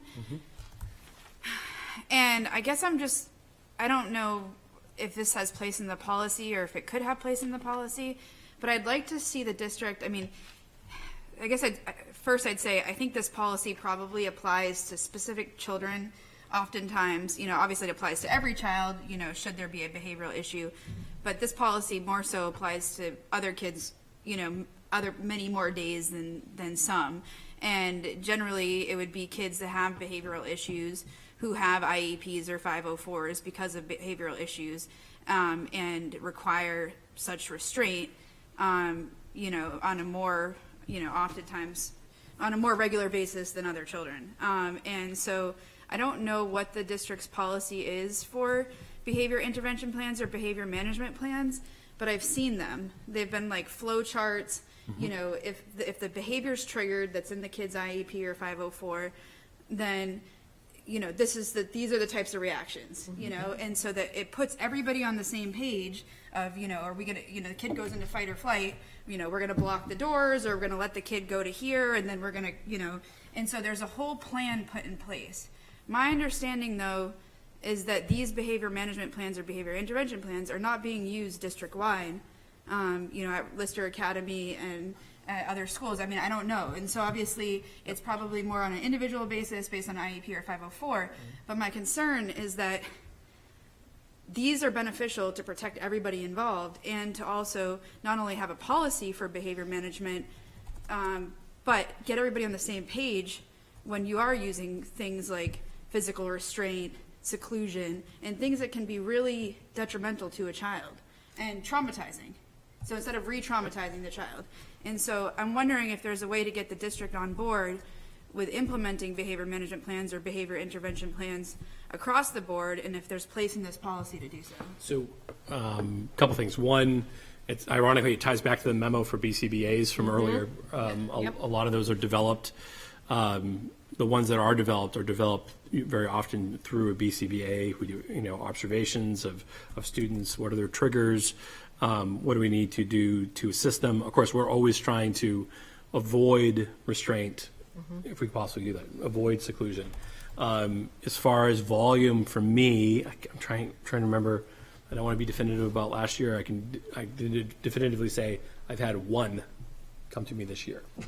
One restraint that came to my level, that a couple staff members were involved. That compared to a lot of places, and if Dr. Matty was with us, talking about his experience in his former district, my experience in my former district, I don't know about you, Yep. much higher volume of Yep. restraint occurring in those other places. So we have a very, very low volume. In terms of in terms of having behavior plans across the board, I would say without significant restaffing, meaning a whole bunch of BCBAs, we don't have the ability to do it. I mean, it's pretty specialized work. And so they try to be reasonably thorough, and they try to be personalized to the individual student. So in order to do that, it requires a lot of man hours to pull off and a lot of people to Zach, coordinate. I'm sorry to interrupt you, but I guess I would, I'd like you, if you could, potentially revisit that idea, because my understanding is that any special educator can write a behavioral plan. So you don't need a BCBA to write a behavioral plan. I can understand maybe that's like the best of the best practice, Yeah. but, having a child that needs restraints or seclusion in their daily life at school as a mechanism should really have one of these plans in place, and any special educator can write one. So I would revisit that idea, because I don't know if that's what's being relayed across the board to other people, that this can't be done unless we have a specialist, and I just don't think that's accurate. So I'm not saying it can't be done. It's not illegal for us to do it. It's just there's not a. I'd rather get it done than have, if we can get it done with a special educator, I'd rather have one than to Yeah. say, oh, we can't do it because we would need significant restaffing and all this sort of stuff. So And we I'm don't just a have little bit concerned we don't about have it. we don't have students that we need to restrain on a regular basis. For the But I most mean, part. I would So- think if we were looking at kids coming into Lister, there probably would be a significant. I think that a lot misidentified. of those kids are there for That's behavioral not Lister needs. kids. Lister then- kids are not kids that need restraint. That's not who they I are. mean, the majority of the kids that are coming there are coming there for behavioral issues. So to have a behavioral management plan, whether it's restraint or seclusion or some other form, would be beneficial to those students. So students in some cases some of those students will have behavioral plans, but those are, I think back to when Lee was asking about BCBAs a while ago, it wasn't about kids who are behaviorally violent. Some behavior plans are around what are triggers for students that could get in the way of their education. Yeah. And so at Lister, I want to make sure it's really clear that I don't know what the original, when Lister was originally created, who the target audience was. But now Lister is not a place of a bunch of violent kids who have behavior plans around containing school violence that happened at the high school, and now we had to send them to Lister as a result of some type of violence. No, I'm not saying violence. I'm saying behavioral issues. Like All right, people, let's move on. We have other members that would like to speak. Lisa, and then Kerry. I understand. Lisa? I understand. Issues. So I think my question about this is, I'm not aware of another policy that does sort of discuss our preference for de-escalation. And I don't know that we want to codify too much of this, but I wonder if there's a place in this policy on second reading to not just say that it's prohibited to use restraint and seclusion, but we have a preference for de-escalation. I know we train teachers on this, and it's used in a lot of situations, but just as a matter of saying what we're for in addition to what we're against, if that doesn't live in another policy, I would be in favor of considering just adding a phrase somewhere that says not just that we want this to be the last resort, but that we want our first and second and third, things that we try to be de-escalation, because it's not all special education kids. It's often kids who just have the wrong situation at the wrong moment with the wrong creatures around them, and they make a bad choice, or they just aren't able to rein in their behavior in that moment. It's not necessarily the special education kids that get into these situations where there's questions about how to manage them. And so I think having something just at a top line level that signals these are our values and this is what we expect to happen before we get here, if that's possible, I'd like to see that. I would just say in practice, so again, this year, one. Hear you. And then separately, despite that, in line with that, and in line with what you're saying, so like Dr. Maddie we've done, so the training that's a kind of this industry standard is CPI, Crisis Prevention Institute. They have multiple tiers of training. The first tier, which is multiple hours of training, is exclusively de-escalation. It's all talking strategies. It's all being thoughtful about how to unwind a student from a situation without making any contact with that student. So all paraprofessionals were trained this year In de-escalation. all the de-escalation techniques, and then a few select folks. And I'm trying to remember how we identified those, but we had a few, the BCBAs, and then RBTs, which is Yep. a specialized group of Registered behavior paraprofessionals. technicians, yep. And then a few other folks were trained in level 2, which included how to do the physical restraints in a way that's safest for kids. But this happens extremely infrequently. And just to point folks to lines 110 through 118, it sort of steps out in that section, the way in which we as a district handle behavior. So it's code of conduct, we've got handbooks, we've got all sorts of things that this whole policy really is in front of us because of changes at the state level with law. And we need to make sure that we are in alignment with what the law is asking. But definitely not something that's used at high frequency at all. Which is awesome. Yeah. Which is awesome. Thank you, Lisa and Patty and Kerry. Two questions on around lines 153 and down for restraint periods exceeding 15 minutes. And again, I'm sure this is templated and coming to us, but there seems to be an inconsistency to me between the timing of no period of restraint may exceed 30 minutes, but then assessment shall be repeated every 30 minutes during that. It seems like that would be every 15 minutes, which is actually what we do in nursing practice, but I think one of the other pieces around documentation is I just want to clarify that every use of restraint goes immediately to the principal after it can safely do, and then you're notified of it. So when you said like there's only one case that's come to me, Yes. might that be the one case of restraint use, or are folks So- not reporting? So my understanding is like, so this is restraint, like someone's in a hold. Yeah. This would not include, so we've had situations this year, like a student is trying to run from the building, and a principal doesn't put their hands on a student, but physically blocks the door. That wouldn't necessarily come to a report from me through the formal chain of things. But we're putting someone in some form of physical arm or hold or something, then that should be coming through their principal to me. So.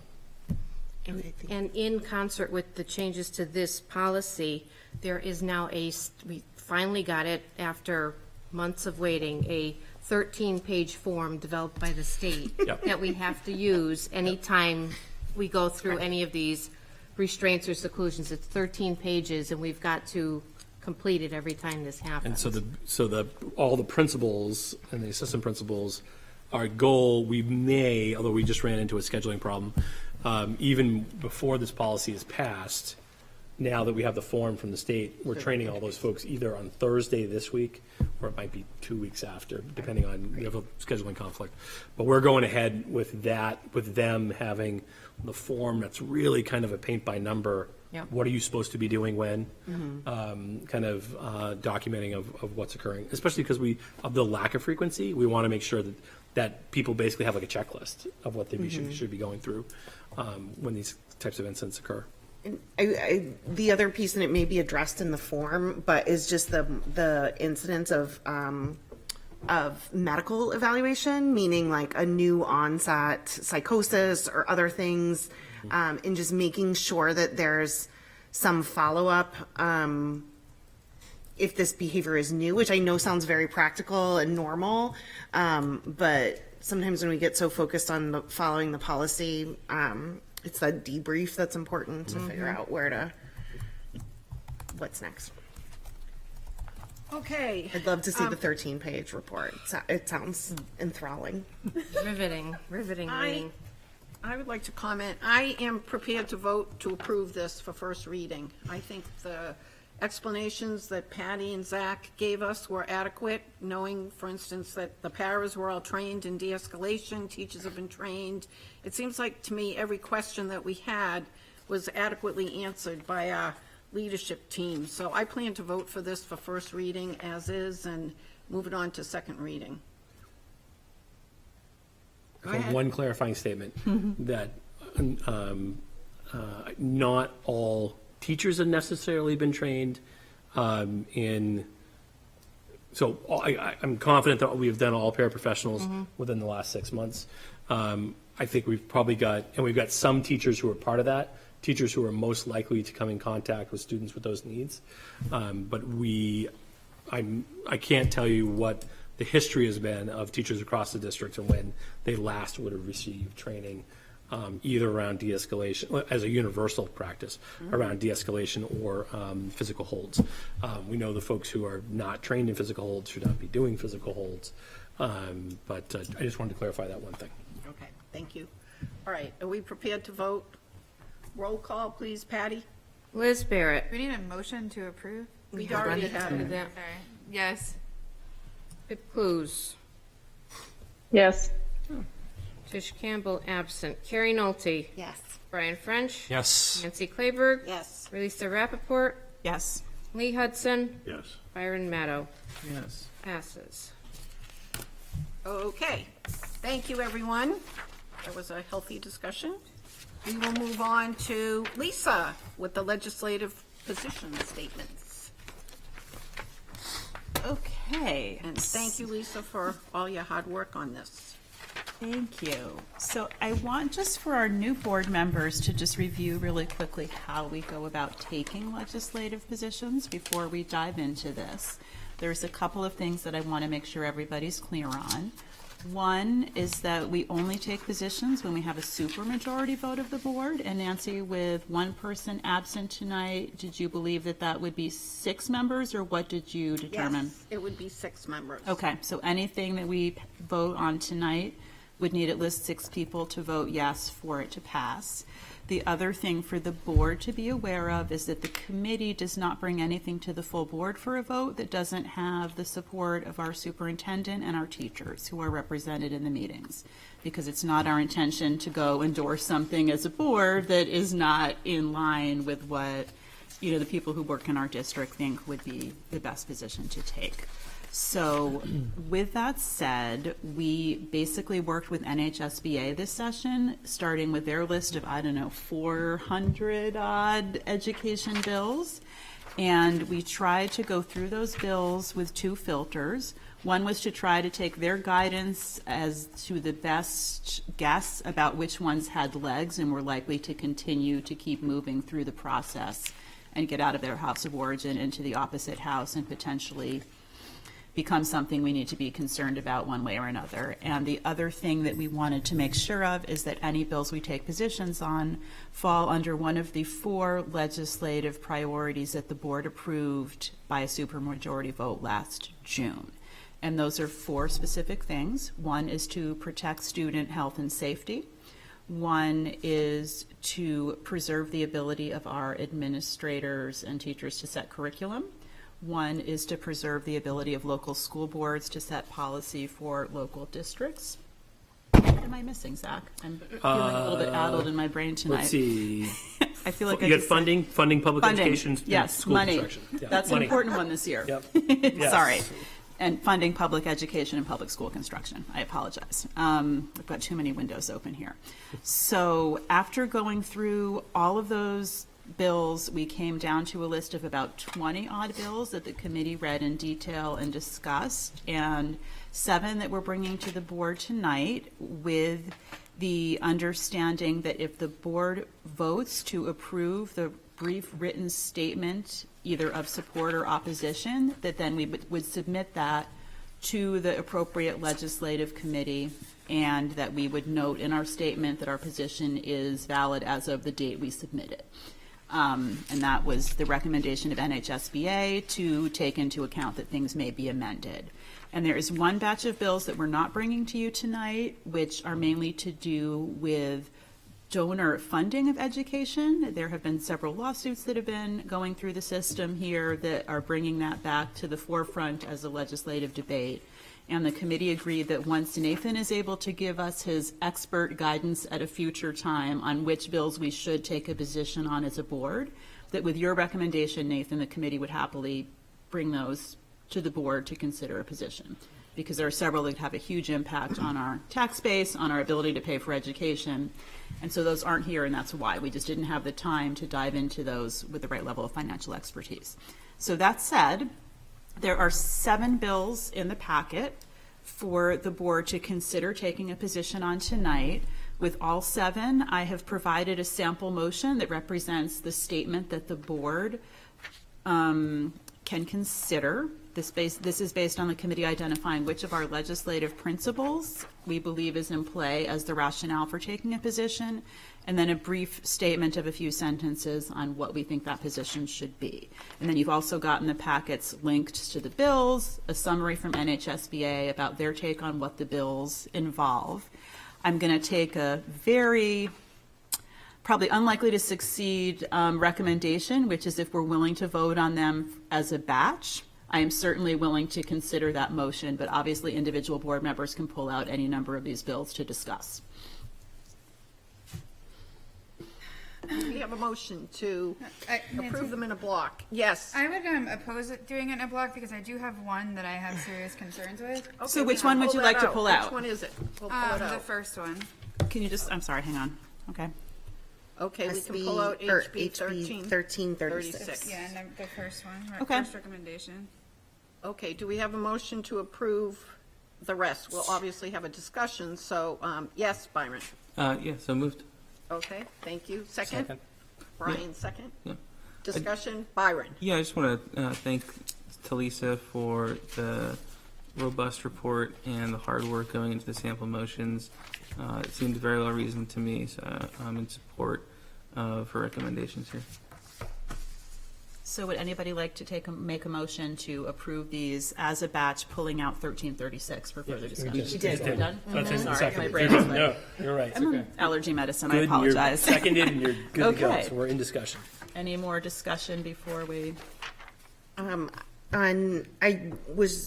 think I support it, but just wanted to ask maybe Nathan or Lisa or Zach about 2 HB 1279. I just don't understand the retirement system. I'm going to throw Nathan under the bus. So He contracts them. going back a decade, we reached the end of the state's financial support for the cost of employer contributions to the retirement system on behalf of teachers. I want to say that the number was 35% for a number of years, 35% of the total contribution being made, whatever that percentage was in any given year. Proponents of that decision for the state to get out of the business of funding that portion were very clear that it had never been intended legislatively that it would last forever. And so they ceased. A year ago, there was a bill passed, unless it was 2 years ago, and I'm just getting old, but a year ago, I think they approved a mechanism like this. The economy was running high, there was a desire to provide tax relief, and they approved legislation to refund to municipalities and school districts and others for a number of categories, including teachers, an amount equal to 7.5% of the contribution that had been made. Now they're trying to legislate moving forward that they would do that, not as a reimbursement, but that if, for instance, right now, we are paying, as an employer, 19.64% of teacher salaries to the retirement system, they are proposing that we should only pay 92.5% of that, and that the state should chip in the other 7.5%. I haven't read the bill recently to remember if it's a reimbursement after the fact, but one way or the other, they want the state to own 7.5% of that contribution that we make on behalf of teachers. This would not include the employee category, which is clerical, well, some of the administrators are categorized as teachers. I'm not, but clericals, custodians, and the like, paras, they're all in an employee category. So it would not include them, just the teacher category. Okay. How was that? Was that a? Far better than I would have done. Can I ask a really simple follow-up? So this is a planned follow-up that was expected based on what happened 1-2 years ago. I would imagine it was a planned follow-up in the minds of some legislator or legislators. They're calling this the property tax relief of 2024, and it is a redo of what they successfully did one time. Okay. I think when they made the argument the first time, it was a one-time effort. Gotcha. Thank you. Now they're talking about codifying it moving forward. Thank you. That is all. Thank you, Nathan. Liz? I won't talk about the one that we pulled out until No, we we're not get to gonna that. talk about that yet. But I do have a question about the last one here, number Roman numeral 7, House Bill 1524. What is the practice now in the school district as far as if somebody has an IEP and a parent wants to come in and observe what practices are in place, or just observe their student in the classroom setting to get a better understanding of what should be in their IEP? I would think that would be reasonable, and I guess I'm wondering if that's allowed at this point. So it's all case by case basis, and the challenge that we have to overcome is that every kid who's in a class has privacy rights. And so if you want to come in to observe your student, you are also observing somebody else's child in a situation where they have a right to privacy. And so those are tough. They're logistically very hard to coordinate. And so I don't know how many of those, since I've been here, we've done. I don't know if we've done any. But look, I guess I'm wondering, you have, again, I guess my mind goes back to, the volunteer for PTA that goes into the classroom and is taking pictures of everybody. Who's doing that FERPA right to confidentiality for that person? You know what I'm saying? Or these volunteers. So how across the board is this being applied? And I guess, I'm just thinking in my head, if I was a parent that had a child with significant IEP and had needed significant services, and I was concerned that maybe those services were in place, I might want to go sit in, and it might become a legal issue for the school district, but I might want to go sit in and see what actually is happening versus what my kids Which I totally telling me. understand. Yeah. I think there's a higher degree of sensitivity for us around students with disabilities, precisely because I think I think we want to make sure those students in particular have privacy around their disability, so I think that's where that flows out of. We do with people taking pictures, those pictures need to be, if they're connected with us, those pictures are supposed to be cleared through offices to make sure those students don't have non-disclosure requests and non-publishing requests. It is, I can understand what you're saying in relation to a field trip, if you're a person. No, I'm just saying, who's- anybody observing a classroom, Yeah. would see kids in their element. I guess my concern is, to me, this may be helping parents who are concerned that their children's IEPs are not being met. Right. And so how would a parent who's concerned that maybe a school is just checking the boxes and not meeting the child's IEP, Right. what recourse would they have if this statute wasn't put in place? You would say, you can't come into the classroom, you can't observe, your lawyer can't observe, nobody can observe. You take what we give you and take what your child, maybe they're nonverbal, take what you get from them and that's all you get. Okay, why don't we have Lisa, and then Kerry, and then we'll go back to Zach. So Liz, that question did come up in the committee when we were talking through this, and we do have a teacher representative who has some experience with special education. We have parents in the room with kids with IEPs, so I think the concerns are valid. I think that this particular bill didn't seem to have a lot of provisions to give the districts the flexibility to address the privacy issues and the logistical issues that Zach was concerned with legitimately. And there was also a question about what policies we may have or procedures in place that we may have that give parents an avenue to get in to observe if they need to in a way that works, and whether, you know, if those aren't meeting people's needs, then that's certainly something we could take a look at if we want to, but that this particular bill wasn't going to necessarily give districts the right amount of flexibility to protect kids' privacy in the classroom. Carrie? Yeah, I think there's a difference to me around, you know, I think it's really up to the team of within the IEP to say like, oh, you know, if I say as a parent, I really need to get into this therapy or this session in order to understand what's happening, that can be managed. This is requiring a policy authorizing parents of special needs students. Like that's a very different thing. And so I think it formalizes something that is kind of, in my opinion, rife for abuse, meaning that, you know, my daughter I know is getting picked on in school, and I want to use this right as an IEP parent to then go in and be like, hey, Zach, Johnny is, you know, this is what I saw in the classroom. I mean, I just feel like there's a lot of potential for that. And so I think that this doesn't say no one's allowed in the classroom. It just allows the district and the administration to ensure they're in compliance with the IEP process and the parent request and the privacy stuff. So I support it and I understand it, and I think it makes sense to oppose. I'll just say quickly that I've been in places where we've tried to navigate this. Again, this is not a story that relates to here, where a well-meaning principal tried to we're not hiding, because it was all like, you're trying to hide stuff. And it's like, we're not trying to hide stuff. So we brought folks in. Now you're introducing an adult into your space who you don't control. And in the worst of situations, we had some very uncomfortable situations for kids as adults got into conflict inside of a classroom. Not physical conflict, but people are yelling at people in front of children about, well, that's not what you should be doing, or why did you ask that question, and it was a mess.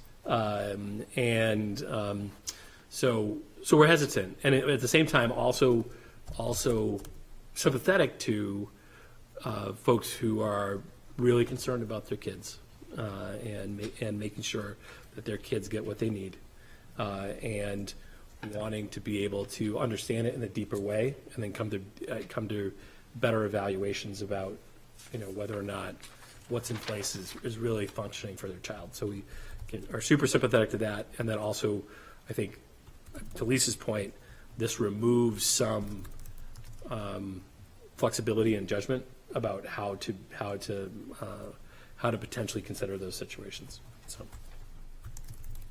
Okay, any other discussion on the motion on the table, which is to approve all except 1160, what is it? Which one are we not? 1336. 1336. Any more discussion? Shall we vote? Yes. Patty?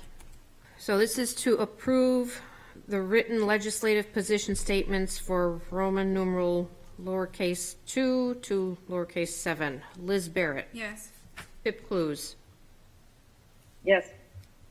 Tish Campbell, absent. Carrie Nolte. Yes. Brian French. Yes. Nancy Kleberg. Yes. Lisa Rappaport. Yes. Lee Hudson. Yes. Byron Maddow. Yes. Passed. Okay, let's discuss the one that was pulled out. Motion to approve the position on HB 1336. Second. Discussion. Nancy? Yes. I have two issues with this. I mean, first I have issue with the statement in general, and then I have issue with the opposition. I guess I'll first start with the opposition. I think this bill, and I guess I'm blending them together. This bill wouldn't apply to Kyle Hendrickson. This bill that's being proposed is relative to employees, firearms, and locked vehicles. Kyle Hendrickson was not an employee of the school district, and so therefore this would not apply to him. So I do have a significant concern with how this statement of opposition is worded, and how that would be conveyed. My other concern is, my family is a family, and I think many families are, of people that hunt, and that use guns in a way, in firearms in a way that, put food on the table, and, for sport as well. My son and I, for example, we shot rifles together at the YMCA Camp Mytina over the summer when we went to family camp for the weekend. Camp Mytina is also an experience that's offered to school districts to go check out as well. And so I think that there is practical recreational use of firearms. I also think that, and I've always taken the position that maybe there is a place for somebody who's trained in firearms to have a firearm in school, not only the school resource officer, but maybe somebody else who would be trained to have some line of defense. We're constantly hearing from elementary schools that we should have a school resource officer, and we've had this debate back and forth. Well, what is the school, to protect the kids? Well, what are they going to use to protect the kids? A gun. That's the whole point of the school resource officer. People aren't asking for metal detectors. And so I think this bill is protecting employees who may be hunting after work, who may, drive a truck and have their, have things locked up, could protect somebody who, like a school resource officer that has a weapon. So I'm a little bit concerned not only with opposing the bill itself, but also this language in the opposition statement that referenced Kyle Hendrickson, because he was never an employee of the district. And also he had plenty of other violations. An AR-15 in his possession was obviously not legal to begin with. So this is employees' legal use of firearms. And at the end of the day, it also says,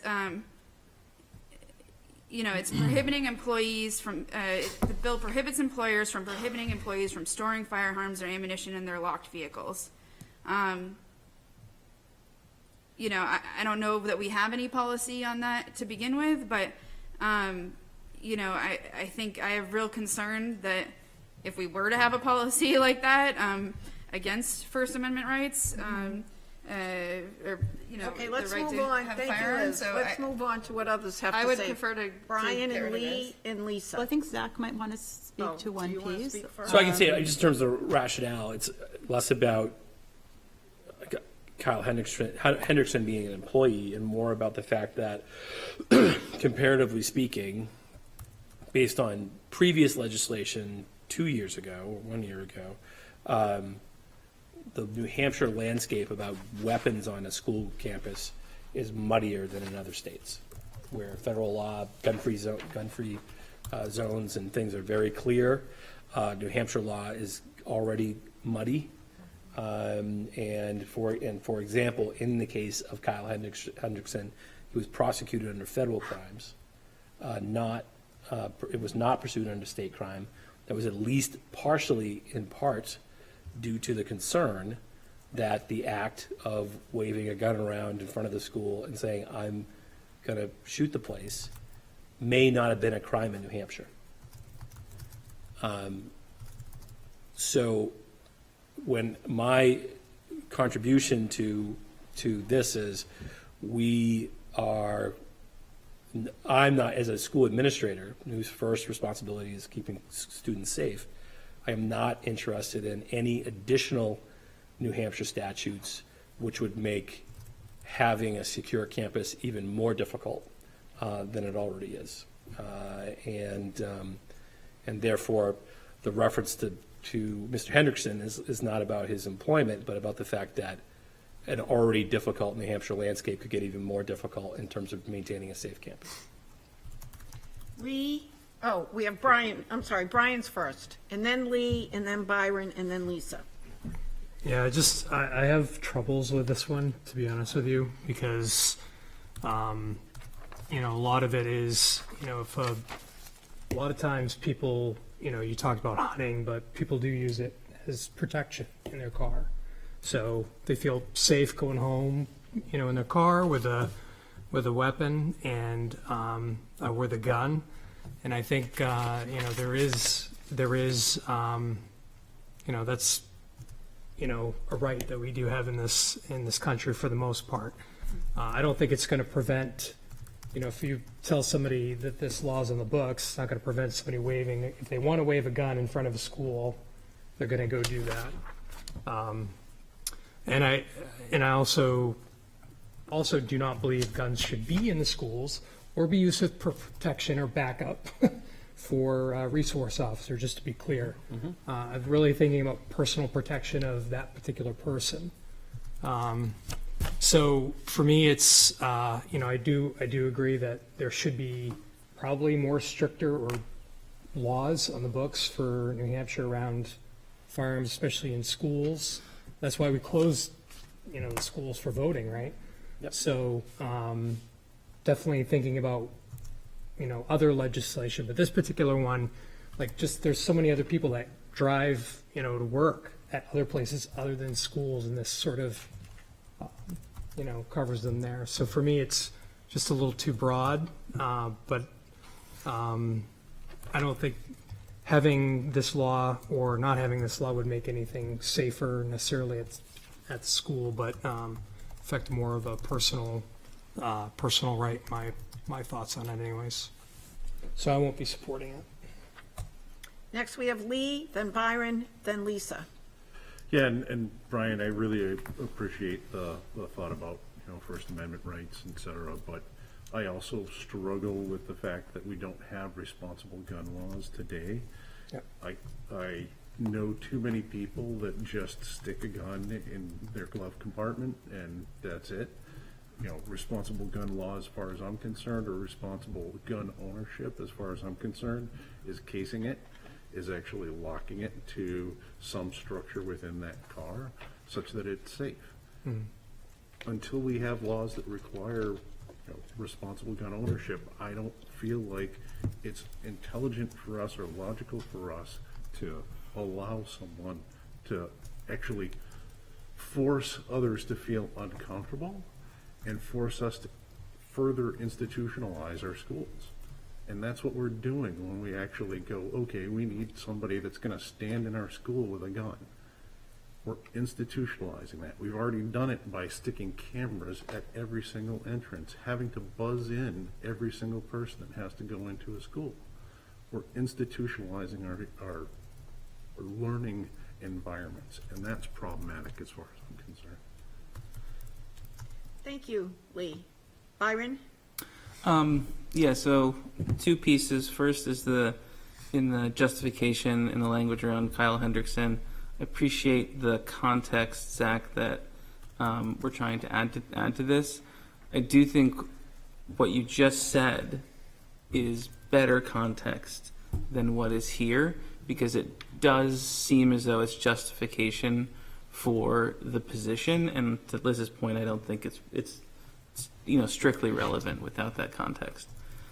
The bill reads prohibits employers from prohibiting employees, and to Lee's point, this would make it harder to have municipalities pass reasonable gun safety laws that would enable Second Amendment rights in a way that the municipality and the district deems reasonable. So I think the position is good. I think this language in the bill is overly broad and restrictive against municipalities and districts. And so while I don't disagree with Brian's position, or Liz's positions, I don't think this particular bill and the way it's worded is necessarily good representation of those positions. That's where I'm at with it. Thank you. Lisa? Okay, so I see Liz's hand up too, so I don't want to forget that piece. So I think I'm definitely taking in what everybody's saying about this one, and I think we did struggle with this a little bit. I mean, my dad hunted and he kept his guns locked in the garage in a separate location from the lock case with the ammo, and did a lot of things that we would hope that people would do if they were keeping these things in their cars. But we can't control that. And I think the piece of this legislation that was concerning beyond necessarily the prohibition on firearms was the prohibition against knowing who keeps guns in their cars.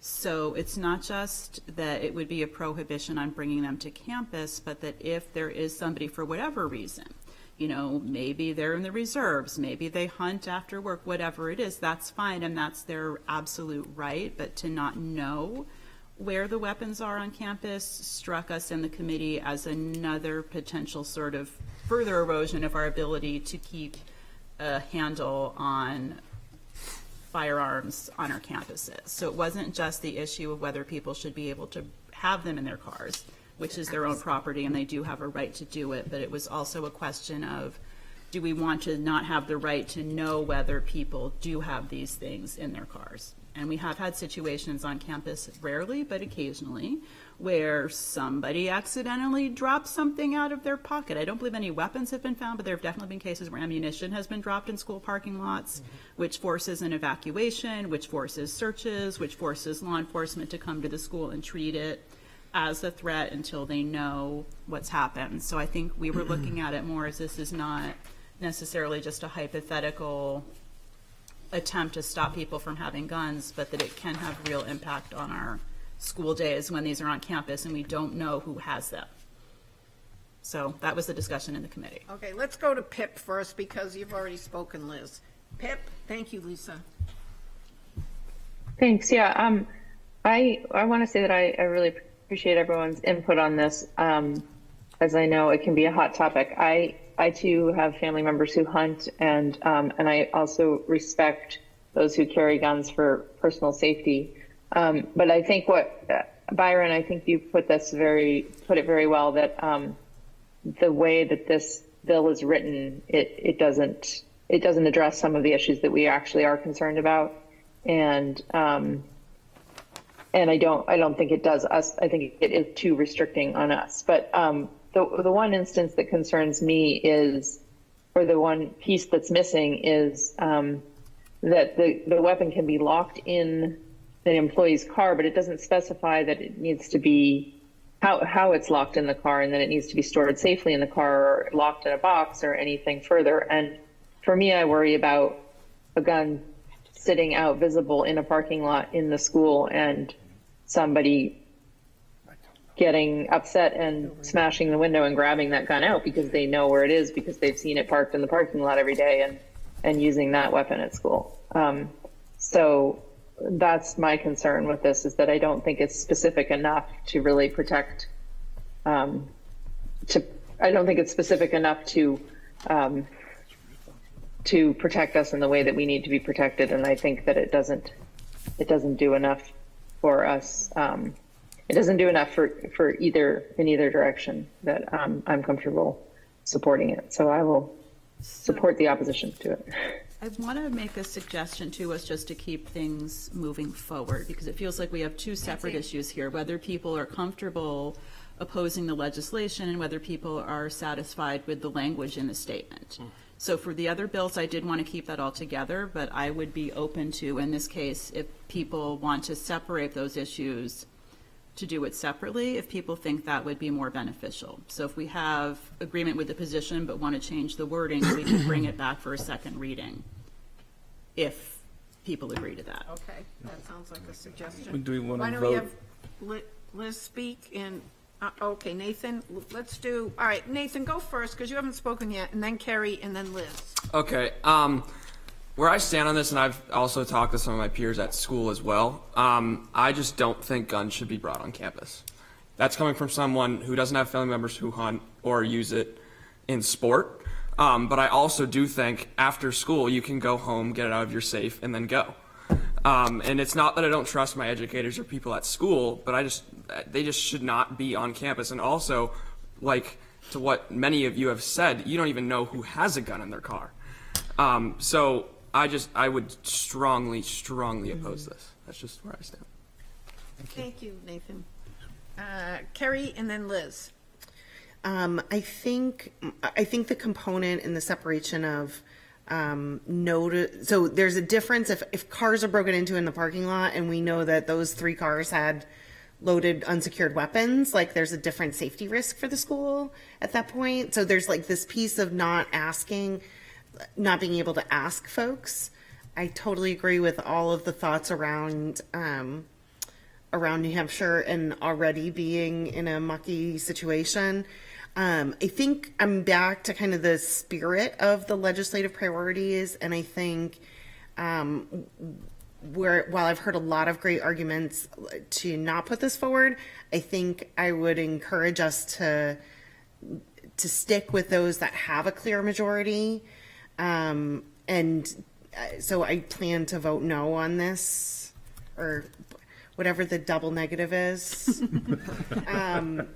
to this motion that I made to move this through.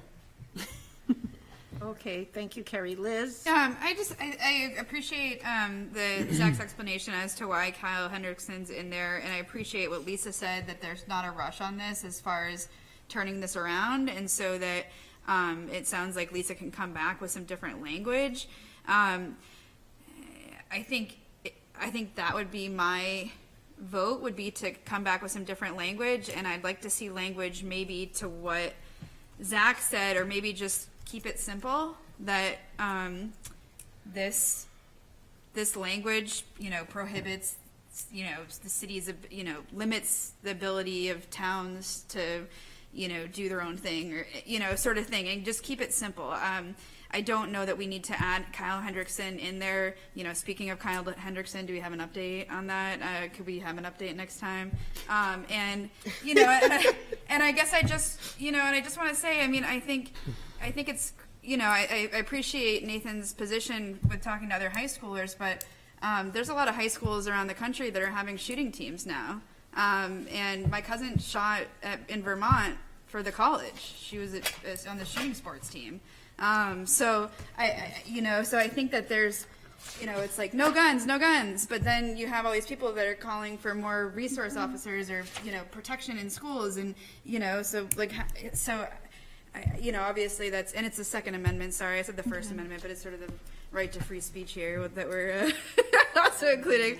But so yeah, I think, just maybe objecting to, having Lisa come back.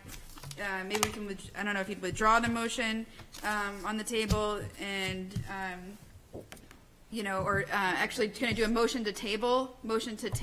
Okay, we'll figure it out, Liz. Okay, Thank you very much. Thanks. Why- Brian, do you okay. have so Brian's hand. I just want to make one comment, like if we did, like, if a supermajority did put this through, I would be most uncomfortable with the first piece of it, just the actual sample motion. I would like to see that adjusted for sure. Yeah. That makes sense. So I think it sounds like what we would like to do, if I'm hearing the room, is vote on whether or not we want to take a position on this. We could. And if we do, then we can wordsmith it. But there's no need for the committee to go back and wordsmith if the majority of the board does not want us to get involved. Yeah. Can I table this? suggest? Wait. I was just Byron, going go to ahead. say, Carrie, I don't know, although if you wanted to withdraw your motion, then it could, but to Lisa's point, if we don't want to go forward and like wordsmith it any further, I guess it doesn't really matter. I We're would not, no, sorry. My suggestion would be to vote on it as if we're gonna move it forward or not, if we're gonna take a position or not, as is intended. And then I would anticipate, if it was going forward, that there would be a move or a consensus to return it to policy for reworking. Can I offer a friendly amendment then to the motion that it go? Is it our motion? Yes. Yeah. Oh, sorry. So as a seconder, I'd like to make. Okay, I just didn't remember. Yeah. It's been a From Kyle minute. Hendrickson on, can we entertain it from that point? I think we can just go ahead and say, as a seconder, I'd like to move forward with it going back to legislative to rewrite the position. And I think it's implied that, as far as Cal Henderson is concerned and the justification. Yeah. Do you agree to that, I Carrie? do not agree to that. I decline your friendly amendment, although it's very friendly. I'm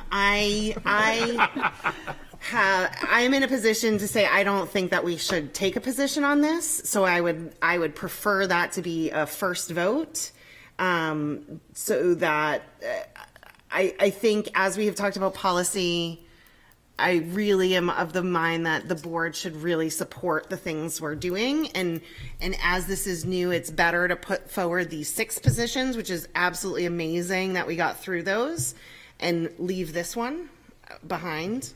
So, All right, well, if the first and second can't agree, we have to vote on the original motion, which is to approve number 1336, and that the board fundamentally opposes any legislation that allows firearms on school campuses or makes it harder to investigate or prosecute cases involving firearm violence. What, can we have a roll call, please? I'm sorry. Nancy, Just a question that we're not, the position, what we're voting on in my mind is that we are going to submit A statement of a opposition.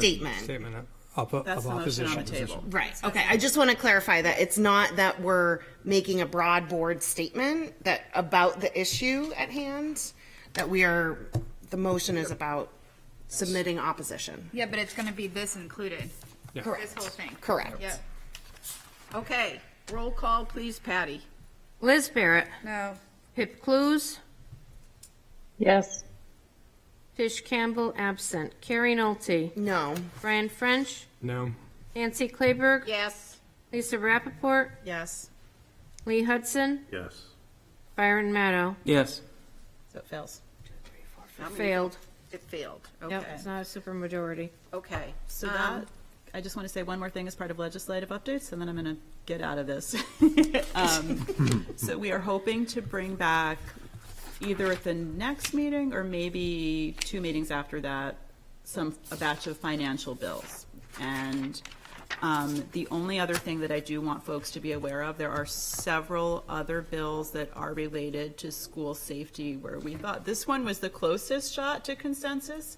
But if folks do have an interest in us adding anything to track, we can absolutely do that regardless of whether the board takes a position. So if anybody on the board has an individual interest in adding any specific bills to our tracker that are education related, we're not voting on them, but if it just is helpful to you as an individual to see where it goes and have the opportunity to testify, just let me know and we can add them. NHSBA puts out a custom legislative update for us every Friday, and we can add any bill that anyone wants to track to that. That's all. And thank you. And Zach had one more thing. Just a clarifier to something Brian said, because it's pertinent to today. I want to make sure if someone was watching at home and was very interested in the debate and heard that we close school whenever we vote, there was an exception today. So I just want to make sure that we acknowledge that exception and I explain it to the board. So generally, our approach has been, since New Hampshire adjusted the law to give people an affirmative right to walk into a polling station with a firearm, that when our schools operate as polling stations, we close those schools for the day because we're not comfortable with people having an affirmative right entering our school with a weapon. So we close schools.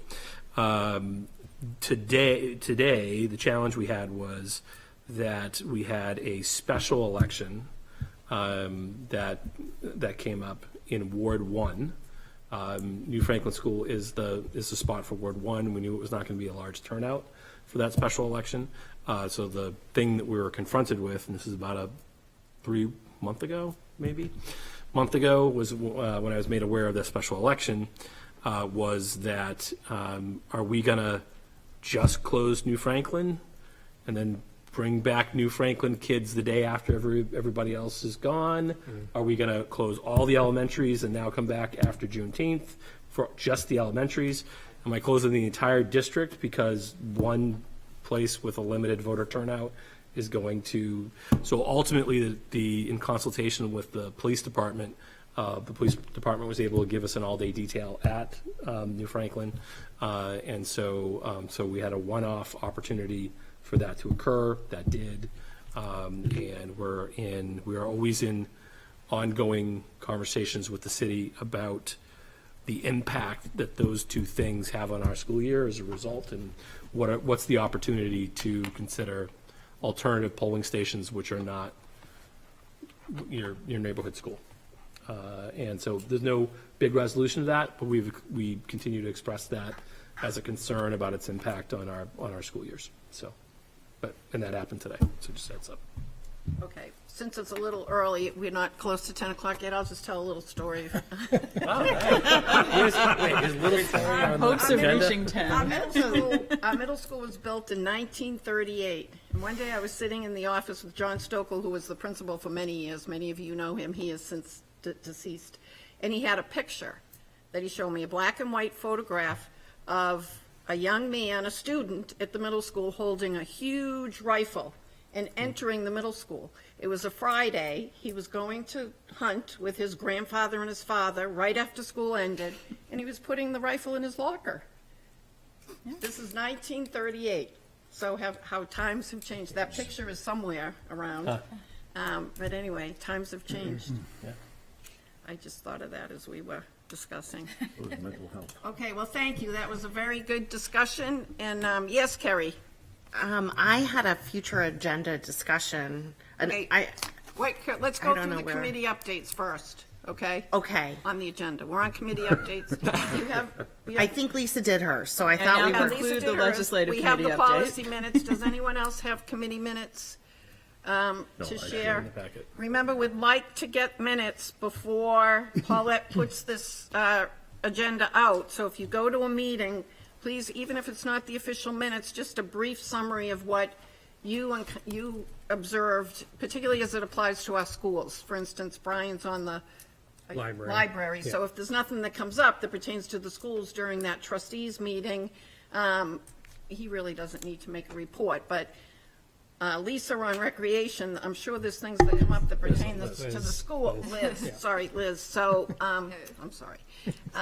So if you could, we're trying to, keep the board informed of what all of these committees that we serve on are doing. So if people could remember that. Yes, Byron? Yeah, and I guess that's a good opportunity to say that I'm on the school board representative on the Blue Ribbon Housing Committee that's recently been established. So I'll definitely be taking that opportunity to updating the board on discussions in that committee that are relevant to the school district. Okay, great. Well, good luck. That sounds like an interesting committee. Do we have updates regarding the budget in council right now? I mean, I haven't been following No, the closely. council Okay. really hasn't had any action yet. Brian and I attended the chamber cocktail party last night for elected officials. So city councils were there, school board. I don't think police or fire were there. I didn't see anybody from police and fire. But anyway, it was well attended, and it gave us the opportunity to talk to several city councilors. So Invitation got lost on the way out. I encourage you to contact them if you're comfortable doing that. Brian and I are kind of going to team it in it. I was going to say attack, but that's not the right word. We were going to visit with Giving away the strategy, Nancy, on visit with, TV. I think we have some counselors that would really like more information about why the school is at 6.5 as opposed to 4.5. So if you're comfortable and you know people, please approach them. And if you want to talk to me about it, or Brian, please feel free to do that. Or Zach, or Nathan. Yes, Kerry. Might I request on that note a final summary of that goes out to board members of what the That's a great budget idea. decisions were, so that we know remember what we're talking about? Yeah, we can get you a little, Yes. little Yeah. cheat sheet. Yep. Cheat sheet would be great. And I guess just to answer the almost asked question. Yeah. The city manager is working now to compile the city manager's budget. It will be produced in the budget book that goes out each year. That won't reach the council until the end of April. Actually, it's maybe the 1st of May.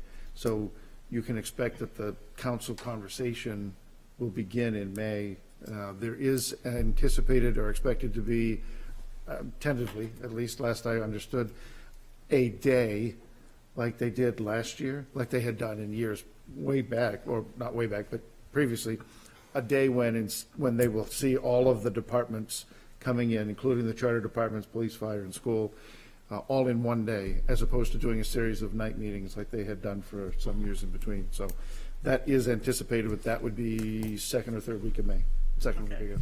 And just, we've had our first sit down with the city manager in regards to the proposed budget that came out of your process, and I'm assuming that's not the last conversation we'll have. But we had the initial conversation with the city manager and her team about what was on the proposal and what we'd like to see. So, Okay. more to come. Thank you for getting that cheat sheet to us. That would be helpful. And I just, go ahead, Lee. Well, so one of the things that I've been sitting on the sustainability committee, and so we're in transition because we're no longer really a blue ribbon committee. We're actually a committee. And so one of the things that has pertained to the school district is actually the canopy question and what that project looks like. I think one of the questions that particular committee has is, even if we don't choose to, or we can't get the funding in order to support the canopies, can we at least support the infrastructure as we end up doing parking lot repaving? And just something to think about. Say again? Thank you. Yeah. That was great. Thank you. And I don't know when Canopies? this solar I assume the solar canopies over the parking lot. Yep. Over the parking lot. What I don't have the answer to is the process and costs that will go into identifying the plans necessary to provide the necessary infrastructure to, like, we would not necessarily do that in-house. That we would probably have to farm out that process to some outside consulting firm to do the work, to tell us what that would look that like, infrastructure and then what cost. and then what would that cost be of farming out that work? And I just don't have the answer to that initially, and I know you don't either, Nathan. And we'd have to kind of figure out what we would need to do. And I'm really curious because I don't want to sound flippant, but I wonder how much of we're going to pave parking. We have 1,200. I presume we're not talking about a canopy over the entire parking lot. We're not even talking about the canopy. If we It's the choose infrastructure. not to, Infrastructure. from a project standpoint. Understood, but I'm not sure, Yeah. even if we're making a plan for infrastructure, so we're phasing paving over a number of years. Yep. And we've had a call for charging station infrastructure. And now there's a call for canopies and/or canopy. Canopy was what was said, but the best model I have is that there's a canopy that was erected at the Oyster River Middle School. It's a great idea. It's got solar power. It's a geothermal structure, and so the solar is powering the pumps. It's an outstanding model. But they only have a small, relatively number of teachers who park there because middle school students don't drive to school. So it's a very small parking lot. They park the buses underneath it when snow comes. Some great synergies that they've been able to work. But as we talk about Portsmouth High School, I'm curious what the vision is. Is it a third of the parking lot, half of the parking lot, one canopy so that we can erect a whole bunch of solar? And I haven't heard, I know at the council there were a number of comments, but I haven't heard any kickback yet from, so I'm excited to hear where that conversation will go with the committee, because I think we'll start to flesh out, my presumption is we're talking about as much as we can, Yeah. right? I mean, the idea would be optimize it, and so, but definitely the funding of how we even make a plan to get there before we get there will Even be just, important. and that's just it. So even just the planning process, but then in turn, and if it's a staged set of, tiered set of infrastructure, I think that's probably what I'm assuming that's what people want, so we can get into then trade-offs on, okay, we can do X number of canopy units, which will produce X amount of power. We're going to trade Y number of parking spots in order to make that occur. Right. And here's the potential, and here's Z cost of maintenance, and here are all those elements and how they all interact with one another and what that looks like. So we have a menu of options. So I don't know about our ability, I worry, I love to come and talk with the group and just see, because I know really where we've engaged it was, we had two dialogues with the around CIP where that question came up from like one member, maybe two council members were like, hey, have you looked at, when you do the parking at the high school, have you considered canopy stuff and whether or not we have the ability to pull that off? At the moment, we said we're still in the planning stages and we didn't. It'll also be really, I mean, I'm only feeding because you're sitting on the committee, so it'll be important. So we're out to bid already looking for consulting or analysis and assessment of traffic flows, pedestrian walkways, et cetera. So if this is a practical consideration for the city to contemplate doing it, funding it, et cetera, it'll be useful for us to get into that conversation before we assess where we'll put traffic flows, where we'll put medians, because then structures that would be added to the mix might change some of those assumptions that are made by the consultants when we hire them. So none of that has happened. So I don't think we're not, it's not an obstacle at this point. It's just an opportunity for us to do so at the beginning of the process rather than retro later. Okay, Thank thank you, Lee. Lisa? I'm going to throw in a 30-second legislative update related to this, but there was a bill that we had been monitoring that was one of several that's been moving over the last several years that is looking in some way to mandate solar canopies in large parking facilities. And there's been a variety of bills that have been based on the number of vehicles, some that have limited it only to municipal parking lots, some that have covered companies. So I feel like one way or another this is probably coming at some point. What has not come from the state is money. So most of these bills have usually failed at the point when they go through finance, but there's a growing number of people that have been sponsoring bills along these lines. So it wouldn't hurt us to at least consider what the plan would look like. And there is federal funding for it too. True that. I would say the one thing I worry about, and I think we do need to move in this direction, is just our CIP money starts, is it this summer in terms of our paving process? Yep. So then it's like, and we're getting close to where we would need to start locking down the folks we're going to use to do some of this work. Yes. So I just worry that to do this authentically may, and this is not to say we shouldn't do it, may mean we have to hit pause on paving at the high school for another year.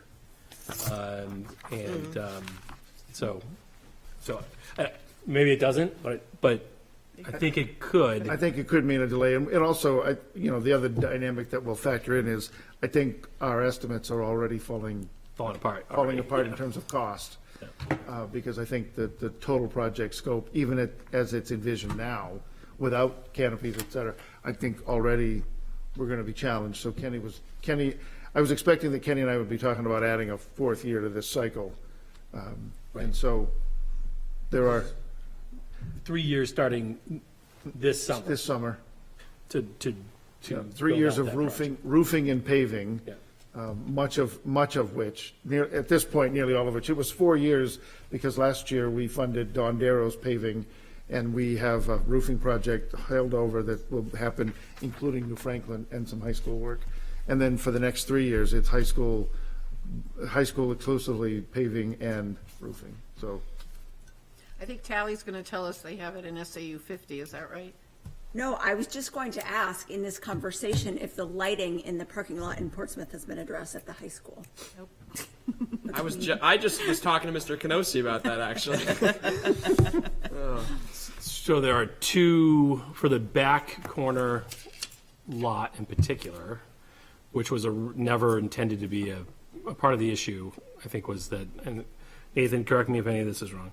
It was never intended to be a parking space. That was going to be a hockey. Like up from the auditorium. A hockey, yeah, it was going to be hockey, and it's got light stanchions that were never hooked up because they were there for hockey. That never occurred. So then I think last year, I don't know to what extent it was fully understood, but as we expanded out based on student and family demand for additional parking, there was a push out into that space.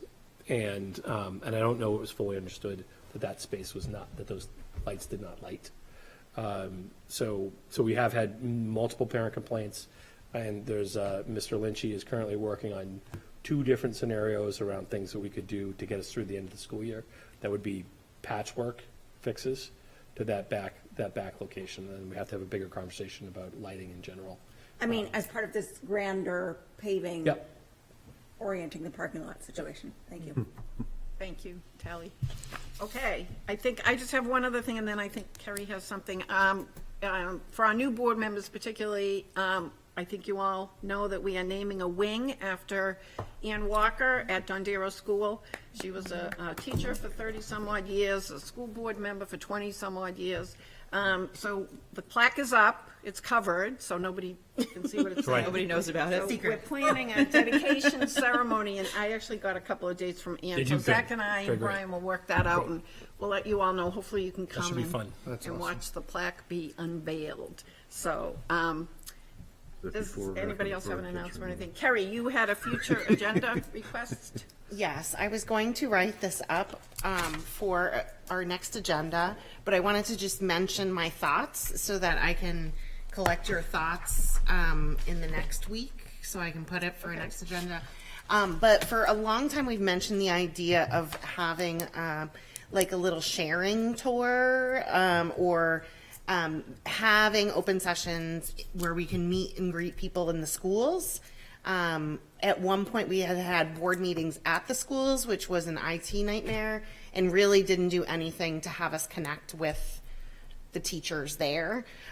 So as we have finished our budget season, my hope would be to put something together where there's brief intros to board members, brief the scope and role of the board, and then just kind of small group listening, sharing sessions that would be open to all board members to attend, and we can kind of organize it in that way. So I think I'm hopeful to put that and write that up for another agenda, but if there's input, feedback, you want to get that to me, or you want to collaborate on that, or Zach can squash it between now and next meeting, you know, just let me know. I will say that we, Lee and I just toured the elementaries the other day, and I thought it was good. I hope it was positive. It seemed like it was positive. Good experience for you, and good experience to have an opportunity to walk and talk with principals and kind of see buildings and see some people and get a feel for what some of the issues were in the building. And we had planned to do something similarly, do another. We had 3 buildings in one day. We were planning to do the middle, high, and Lister on a different day. But we haven't got the date yet. So It'd be good to include other school board members on that. I mean, I think it's in the school board policies that we do that, but the practicality of how that would play out has never really been addressed. And so, like, I like this idea. To me, when I read the policy, it was like I could just sort of plan something with you to just like walk around and kind of, but it would never be like something so thorough. So I think it would be nice if you could include like a couple school board members at a time to do something like that. So I would say that. So Lee had reached out for saying, is this something that's possible to do? I said, yep, let's do it. And when I initially set up the ones for Lee, the requests from principals were, let's do it, let's give it a shot, but can you please make sure this doesn't mean we're doing 9 separate tour days? And so can we group some people and do it in some group go-rounds? So I think we're open to doing that and having that type of opportunity, but we'd want to cluster some folks so that it didn't, principals didn't lose 9 days doing it. Yeah, I mean, I think because I think the idea based on policy to me was kind of like you walk around the schools. It wasn't like this engaging sort of info session. And so if that's the case and that's what's being presented to Lee, I would love to sort of take part in something like that. Okay, well, let Zach know, and if others want to do it, we can Yeah, do it. I would say, let me know if that's something you're And Carrie, if interested you could just write that up for us, and Yes, we can please just. let me know if you have other feedback or Okay. ideas for it. All right, but write it up so we can talk about it in our agenda meeting. Yes. Okay, thank you. Lisa? I love Carrie's idea, and there's 2 other pieces that I think we used to do that I would love to try to bring back. One is we used to very intentionally have board members attend PTA meetings. And just not to be like speaking for the whole board, but more like we attend other committees, just to report back on these are things that parents or teachers have been talking about. And I think that's a valuable way for us to have a presence in the community. And we also used to do, I don't feel like it was more than once a year, but we used to do a public town hall with the superintendent or sort of a meet and greet type of situation where people could come. Because school board isn't always the place for the lighting at the high school parking lot, but it's an issue that a lot of people are really concerned about. And it's just an opportunity for people to feel like they have a chance to voice some of these things that bubble up that they don't always know what to do with. And if there's a way as part of this to maybe facilitate some type of broader listening that's not like this meeting, but we can just hear from folks in the community, I think that would also be a nice part of it, if that makes sense to other people. Okay, thank you. You know what, we'll talk about that at our agenda meeting too, so we can come up with a plan. Okay, is there anything else? Public comment? Do we have any public comment people here in the chamber to speak? Looks like we don't, so we'll close the public comment session. Do we have a motion to adjourn? Motion to adjourn. Second. Thank you, Liz. Second. Byron? Was that Byron? Yeah. All in I think it was favor? this time. We got a roll call. Do we have to roll call that? Roll call. Okay. Liz Barrett. Yes. Pip Blues. Yes. Carrie Nolte. Yes. Brian French. Yes. Nancy Claiberg. Yes. Lisa Rappaport. Yes. Lee Hudson. Byron Maddow. Yes. Passes. Thank you, everyone. Thank you.